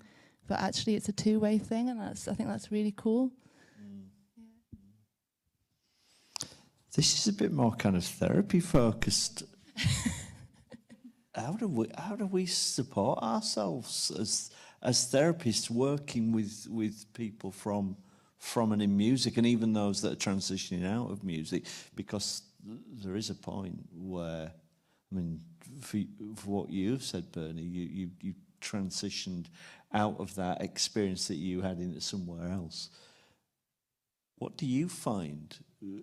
What do you find that you need to do and your clients need to do in order to have good mental health? Well, yeah, what I was saying, prioritising self-care is really important. And I just think also sort of integrating mindfulness is really important, and I don't think a lot of people are that aware how important that is, because people just jump to meditation thinking that that's what they have to do, that they have to be sort of like levitating, but it's just about doing things mindfully, isn't it? And like focusing on what you're doing and trying to live in the here and now and trying to stay present in the present moment, because we're so often thinking about things in the past or worrying about things in the future. And sometimes it's just about just trying to make the most of it, what you're doing at the moment. This is going to be quite personal, this question. Then what was your transition out of music like? Yeah, that happened during the pandemic because I had some family bereavements and my mum was ill with Parkinson's. So I wanted to move back to Yorkshire. But I wanted to kind of stay in music, but I knew that being out of London, being out of how London-centric the music industry is, it was going to be really difficult, and I was going to have to keep going down to London every week, and I kind of just didn't find that sustainable. So I just kind of thought, right, I'm doing it. I'm getting out. There's no going back now because I'm up here, but I don't regret it because obviously, I'm still in music and I love music, and that will be my number one passion forever. But there's a difference, isn't there, between being a music fan and then working in music, the machine of music. Indeed there is, yeah. Do you mind if I jump on that point about the sort of power of now? It's a great book, if you guys read it. I don't know if you've read it, but I think for me, I don't know if you relate to this, but because I was bullied at school and stuff, my whole teenage childhood was like, I'm going to get out, I'm going to make it. I always had this vision in my head. I don't know, does anyone relate to this? Where you're not comfortable being in the moment because you weren't happy with where you are growing up. Not my parents or anything, but being bullied and where I was at school and stuff like that. So for me, I really had that vision is what actually kept me going. And so to actually stop thinking about the future and where I was going to be and how it was going to look and all of that was quite scary. But then when I realized how much power is in the present moment, that actually the past is gone. There's no past anymore. You know, there's the effects of the past, but the actual past is gone. There's no future yet. There's nothing to predict in the future. There's nothing that's happening in the future. There's only right now. I think that was really powerful for me to help me stay present, is that we only have right now. And there's so much power when you realize that, in terms of creativity and your own mental health. And there's just so much beauty when you realize that, don't you? That you have control of this present moment. Like this is life right now. Yeah. What happens when, though, that bit of music that you've released and you're having big expectations for it, and it tanks? It's happened a lot. Again, I think I've just built resilience. At first, yeah, it used to proper annoy me. I used to take it to heart, like, why aren't people listening? Why is it not streaming well? Why aren't Spotify put it on a playlist? All that sort of stuff. But again, it's just that self-reflection and just remembering, like, just go again. You can release another song and another song and another song. But again, that's just through experience, being resilient and determined. It's not built overnight. I always say to people, if you want to get into the music industry, when young kids ask me, "Oh, what do I do?" Like, the first thing I say to them is, you need to have like a hard skin, because if you think it's just going to be selling millions of records and playing to sold out arenas straight away, like, it's not going to be like that. Like, it's probably one of the only industries where you have to constantly get used to rejection. Like, you have to be a nutcase, really, to be an artist. To be honest, you do. And that's why it does play on people's mental health. That's why it does affect it, because, like I said, it's one of the only industries where you're constantly getting told no, or you're not good enough, really. But you have to just keep on going. Totally. Do you agree? Yeah, totally. Oh, No, 100%. Oh, no, I wasn't going to debate you. Oh, yeah. No. Totally agree. Totally agree. But I was going to say, it comes back to your why then, doesn't it? I think if that's another thing. If you can keep in your head why you're doing it, what it means to you, then all of that rejection and stuff that can happen, because you're going to get rejection, but you're also going to have wins as well. You know, it's going to sometimes feel like, you know, the win is never going to happen. My God, when is this win going to happen? But then something suddenly falls into place and you do get something, and it's amazing, and that drives you forward. And that does happen. So if you're in that stage of like nothing's happening, it does happen, I promise you. And I think we all relate to that. But if you can always keep in your head why you're doing it, then that you can then stay true to yourself, and that helps you in lots of ways, I think. Yeah. Are you talking about purpose then? Yeah. About what music means to you, why you want to go into the industry, you know? Like, what is the authentic reason of why you want your music to be out there, and what it means to you? Yeah. Is it like that for us therapists? In terms of why do we do this? Why do you and I? Yeah, we were talking about purpose, weren't we? And that feeling of feeling purposeful and it being meaningful, I guess. Yeah. And authentic as well. Yeah. Feeling like you're doing something that means something to yourself, not just working for the man or whoever. Yeah. For me, there's a huge link in it, and you've both talked about that. It's about connecting with others, and you know, as we start to transition perhaps into how do we navigate mental health in music, connection with others is. So I studied here under Paul Nicholls, who introduced us, and I had this moment it was a 3-year program, but I had this moment between the second and third year where the penny dropped, and there was very little written about a relational approach back then. And I suddenly realised that actually all I'd done right throughout music was have relationships with people, was getting to know people. So I was chatting to someone outside earlier on and we were talking about our careers in music. And I said, I can completely join the dots up. And it's all down to the people that I've met ultimately, because there was never a specific plan.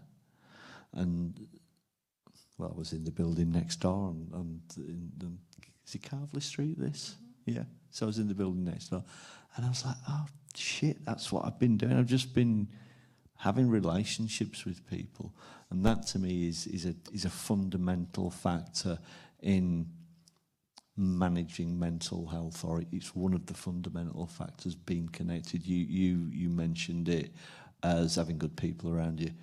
You mentioned it as going back to and having your team and your support. And I think as therapists working relationally is about developing a really, really strong connection and a relationship with someone. You've also mentioned some other things that we should think about, and you've sort of concurred, because you run, you gym. What else? What else can we do to navigate our way? What strategies can we employ that are going to get us through this? I think what we've all agreed is a pretty horrible industry, with loads of really, really amazing experiences to be had too. I think following on what Chedu said there, I did a mental health first aider with music support who I trained with. And one of the things they spoke about in that is the happiness hour, which I think is really cool. And they give this really cool, I wish I had the diagram, but in my wellbeing talks, I showed the slide. But if you imagine that everyone's got like this sort of container on side at the top of their head, and all the little stresses that can go in, like, oh, I'm having to financially support myself, just had an argument with my partner, my band members just left, my music's dropping, or like, there's so much that's building up all the time that can lead to overwhelm. But then if you imagine that there's like a little tap coming out of the container, you can manage all of that overwhelm, or actually before it gets to the point of overwhelm, by like the self-care that you're talking about, happiness hours, being really disciplined with having time for yourself. So if that's switching off your phone for half an hour every single day, making sure you do it. If that's going for a run every morning when you're on tour, or having half an hour before you go on stage that's just for you. Whatever it is that helps all of that stress kind of drip out of this container, that stops the build-up of the overwhelm. Does that make sense? It's hard to describe without the diagram. But I just thought that was a really cool way to look at it. If you're a visual person like me, thinking about all the stress that can be building here, and what can I do for myself that would help me release all of that, So brilliant. So we got mental health first aid, we got going to the gym. I'm going to throw in talking to others, connecting with others, being connected. Whether that be, obviously, look, we're therapists, so we are both going to say talking is good to an experienced professional who's going to listen to you. Yeah, sometimes it just helps to talk to somebody impartial, doesn't it? Yeah. Because often your friends or your family, they want to help and they give advice, but sometimes it's well-meaning, but sometimes it's not what we need in that moment. Yeah. What else? I think self-compassion is really important, as sometimes people just don't know how to be kind to themselves. Like their critical voice is really loud in their head, and it's, completely just overrides everything else and puts all those expectations on you. And sure. Sometimes it's just about asking yourself what you need in that moment, isn't it? And whether that be putting your phone away, or like getting an early night and not going out and drinking 10 pints. Is that going to help? Hang on a minute. That wasn't a judgment, by the way. I think you were allowed to do that, being the music industry newcomer after 15 years of doing it. Yeah, I had a couple of bottles of Kylie Minogue last night. And Gary Barlow's as well. Yeah, they sponsored the event, so their wines were getting drunk last night. But yeah, I think rewarding yourself is really important. And I'm someone who really suffers as well. I know you talk about living in the moment. I'm like someone who, and I don't know where it comes from, you might be able to help me with it, but once I achieve something, I'm never happy. I'm always like, it's like, I think they call it is it gold medal depression? I don't know. Once you achieve like a goal, you're just like, what's next? You don't bask in the glory. Like, I remember coming off stage at Glastonbury, and it should have been like a real happy moment. And obviously I was all right, but I was like, oh, that's done now. All that build-up's done. So what's next? So being kind to yourself is really important. But last night I was very kind to myself, so. Isn't it interesting though that like you've been in the industry for 15 years and you're winning Best Newcomer? Yeah. And it's the same with Ray. She won an award for Best Newcomer. She's been in the industry for 10 years. Yeah. And I think that plays into the whole mindset of playing the long game and seeing it as a career rather than necessarily for the accolades or whatever might come. These are amazing things that can come, and like I'm so chuffed for you. Thank you. But it's like it's so well earned for you. But like if you see things as a long game, so that again takes the pressure off yourself. You're building the blocks. It's all those small consistent steps that become the big steps, that become the wins. It's the small steps that become the big wins. You know, I think that mindset can help, and I really think that's very true, isn't it? Yeah. Well, if we're talking about mindset, then I'll throw in the book, the Carol's White book, Mindset, which is all about growth mindset, which is now getting taught in schools, in some schools. Everyone then here who's a musician should be aware of where they can go and get paid support from. So, and I think probably if there's a Launchpad person in, there is today, Claire. I think we probably need to put this information up on either the Music Local or the Launchpad website.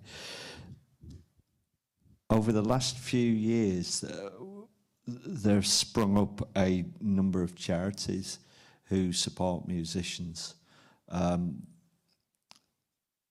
There is BAPM, which is the British Association for Performing Arts Medicine. So BAPM have been running for many, many years.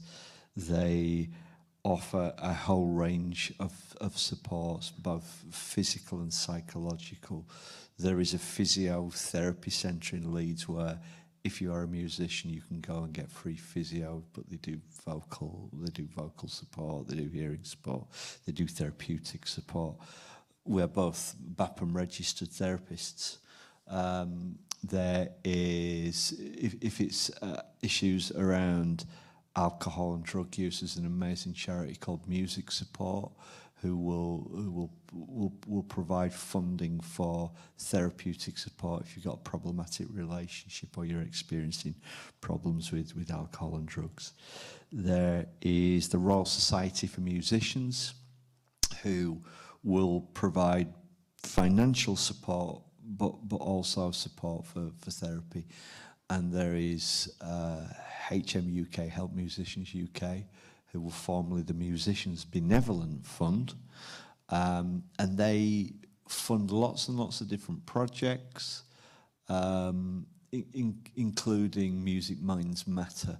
So if you or someone you know who's a musician is experiencing mental health problems, they can contact HM UK.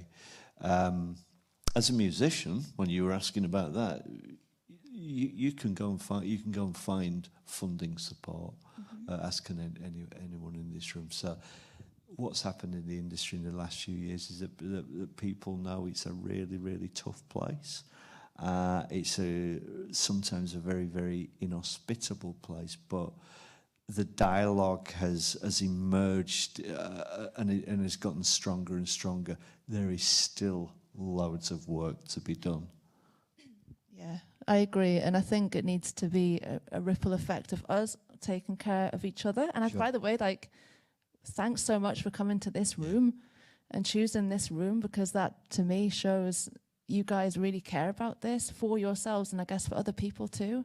Like, can we support each other more? And then also the ripple effect coming from the gatekeepers and the structures within the music industry.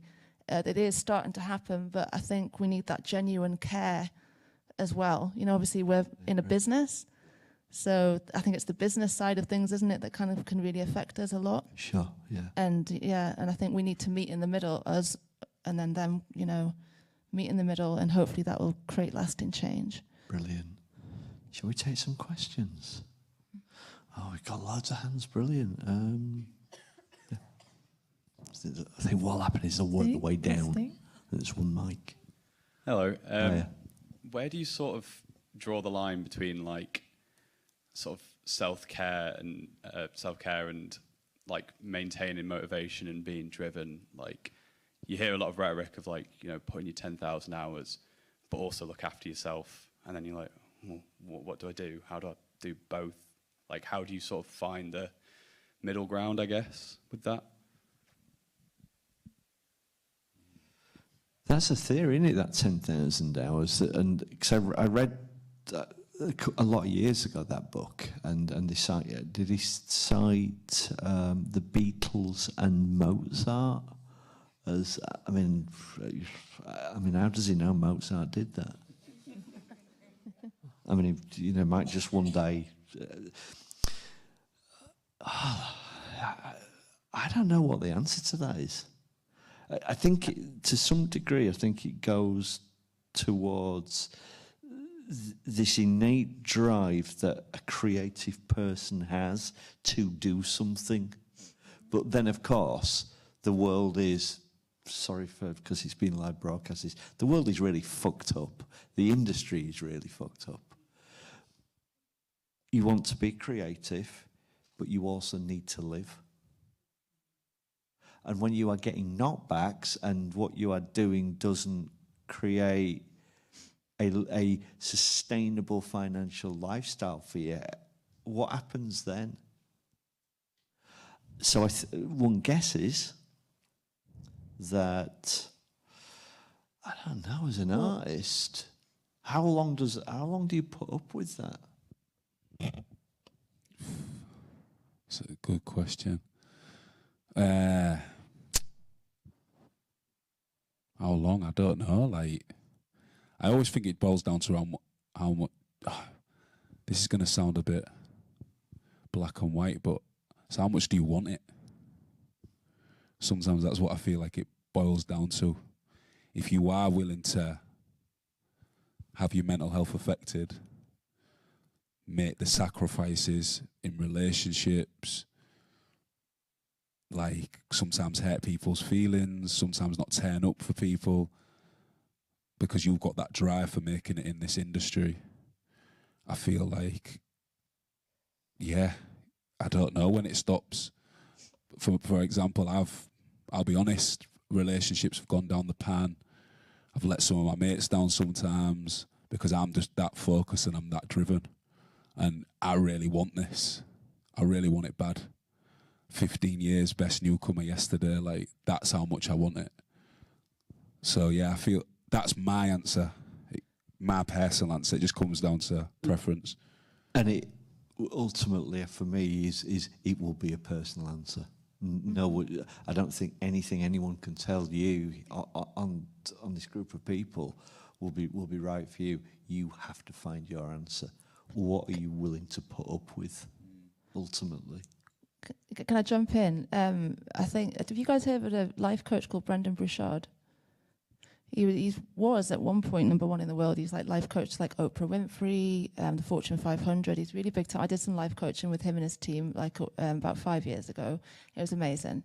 But one of the things he did was he wrote a book called High Performance Habits, and he analyzed and interviewed high performers around every sector of every industry, basically, not just the creative arts and stuff like that, to find what habits and how they, that they put in place to get the most out of themselves. And what he found, interestingly, was that they all had a hobby. So I know you're saying like about drive and self-care and stuff. I'm a very driven person too, and I'm so tunnel driven that I'm getting there, and there's not a lot that can distract me from it. But if you view it, well, this is how I would view it. So I could, because I think you're right. No answer is going to necessarily be the right answer for you. But if you can view it that you're not taking time away from what you're doing, you're actually giving yourself more power to get there. Because if you have a hobby that you completely switch off with like once or twice a week, whatever it is, it's not music related, you're actually giving your brain a rest. So that is taking care of yourself, but also giving yourself then the power and the refocus to dive back into it. And so you're sort of going backwards, but actually stepping forwards. And I think become the king of scheduling as well. Like scheduling your practice time, scheduling your fun time, scheduling you time, your mate time, and all of that. Brilliant, thank you. Does that answer? Yeah. Thank you. Yeah, brilliant. Thank you. We've got someone else up there. Then we've got lots of people down here. Hey, so I just wondered how you sort of like go about like fitting everything in, like as a musician as well, an up-and-coming musician. Over the last 15 years as well, like you'll have experienced trying to like juggle everything, social media, time management, friends, life. Like, how do you go about that without it destroying your mental health? Oh, another good question. These questions are good, man. I'm hungover, so bear with me. Let me just process that. I think for me, my art does take the main priority. I'm not gonna lie. Again, this is a personal answer. I mean, you could take this on board, but yeah, my art's number one, most definitely. But then, like you say, like I've said earlier, I have to go to the gym. I go to the gym I still play football at my old age for my team. I played for them for like 14 years as well. So I still play football, still go to the gym. That's all important. But again, it's not easy because I won't say I'm the most organised person, but I do have my things that I don't conform. Like I have to go to the gym. I go football training every Thursday, and then the rest of the time I'm an artist.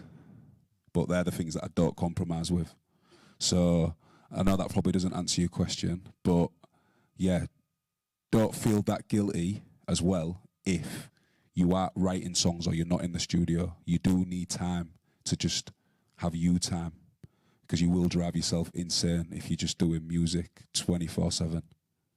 Sounds like you've got quite a routine there then with... Yeah, I have got a bit of a routine, to be honest. I do. And it just helps me.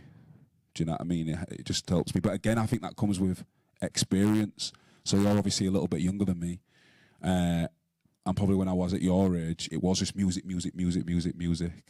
But now as I've got a bit more mature, I do need these times off. Do you know what I mean? Like, I ain't released music this year. Before, I would have been scratching my head, like, or pulling my hair out.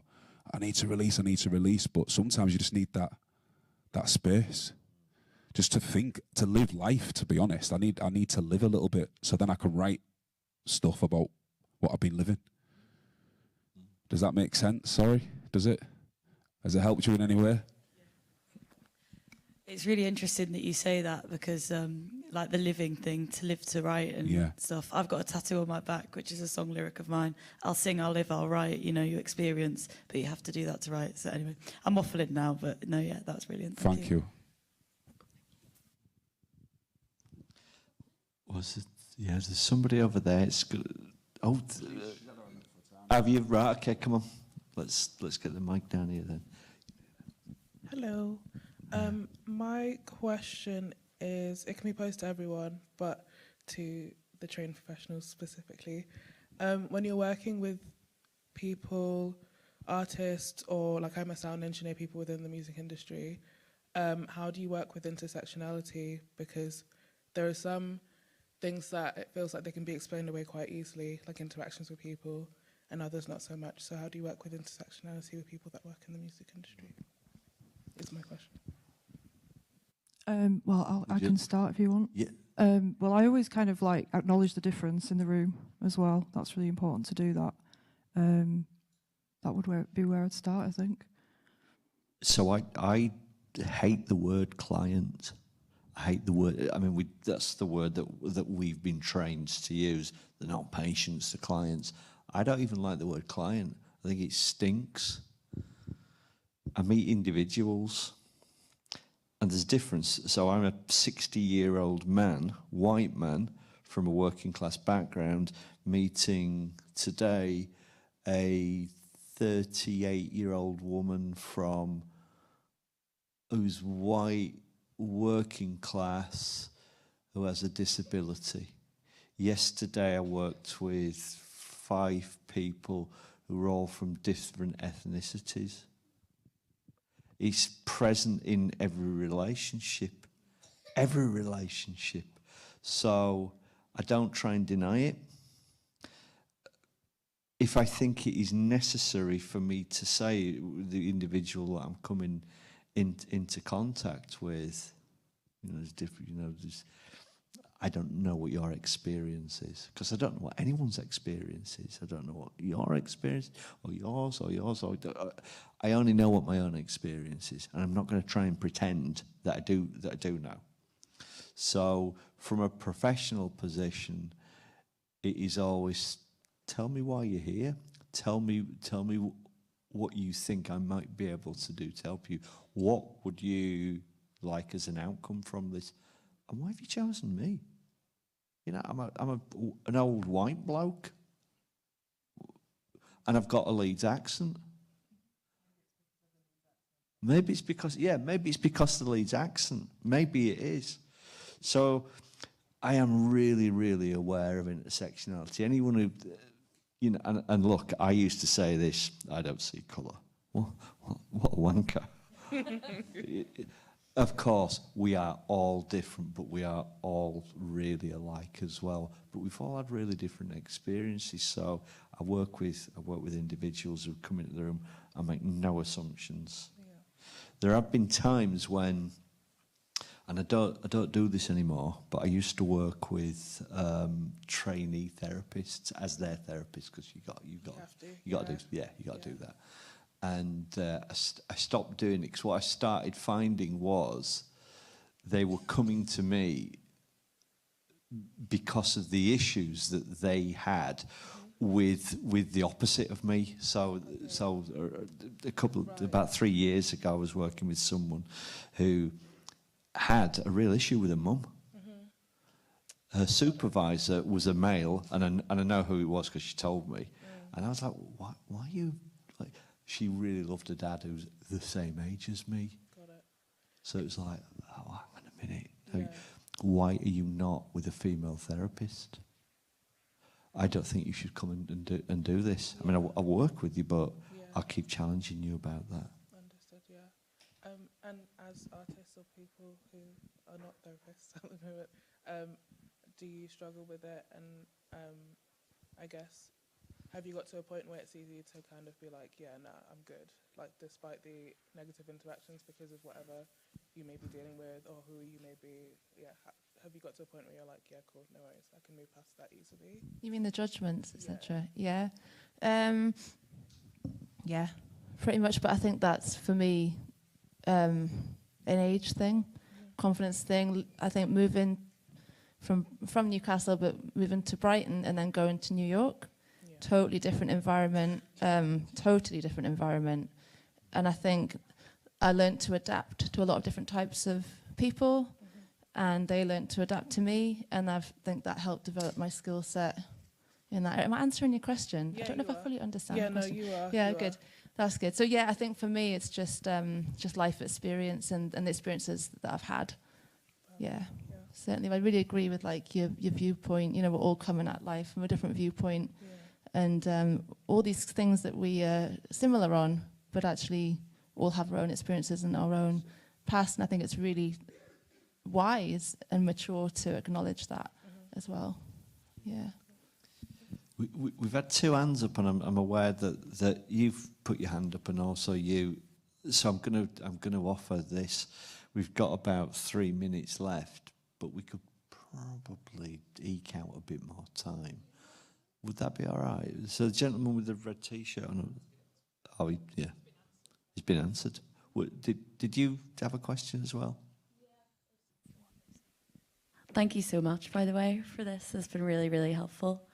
My question was, I liked how you were recommending some books and things.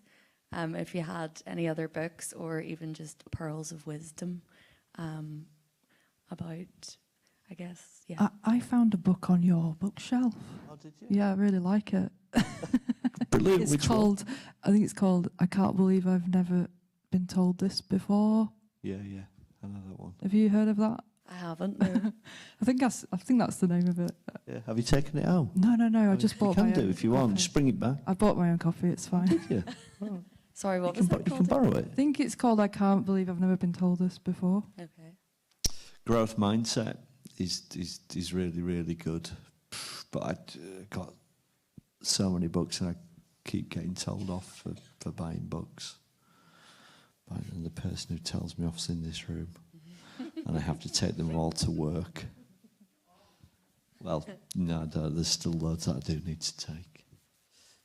Any book recommendations, Chado? I can't really read, I ain't gonna lie. But I am, like, there's something on Spotify, it's just come onto Spotify, it's like an audio book. But I think there is a physical book as well. It's the Subtle Art of Not Giving a F, basically. So, I drive and just play that in the background, basically. Yeah. All right. There's a little book of Fuck It as well, isn't there? So I'm just going to say the words. So, yeah, that's a good book. High Performance Habits by Brenda Richard, like I said, is amazing. Power of Now. And in terms of like Pearls of Wisdom, I think honestly just being very true to yourself and not necessarily thinking that other people know what's right for you. I mean, I think there are cases when people can give you really great advice, but hopefully having the wisdom to know who is giving you the great advice and just being really authentic, I think, is the best thing you can do in this industry. Not necessarily thinking you have to change for anybody. You're good enough as you are, you know. Yeah. I'm just going to finally throw in, the author is John C. Parkin. The book is called Fuck It, The Ultimate Spiritual There's a theme Life. going on here, isn't there? Yeah, there is. Well, yeah, as you two both said that, I'm going to throw in another Fuck It. And that book helped me out of a hole. And it's really funny and... Oh, yeah, keep laughing. That's a good piece of advice, isn't it, as well? Do stuff that makes you laugh, laughing. makes you have fun and enjoy. Keep the fun. Bernie, Chado, Janine, thanks so much for being here and sharing your thoughts, your experience and your wisdom.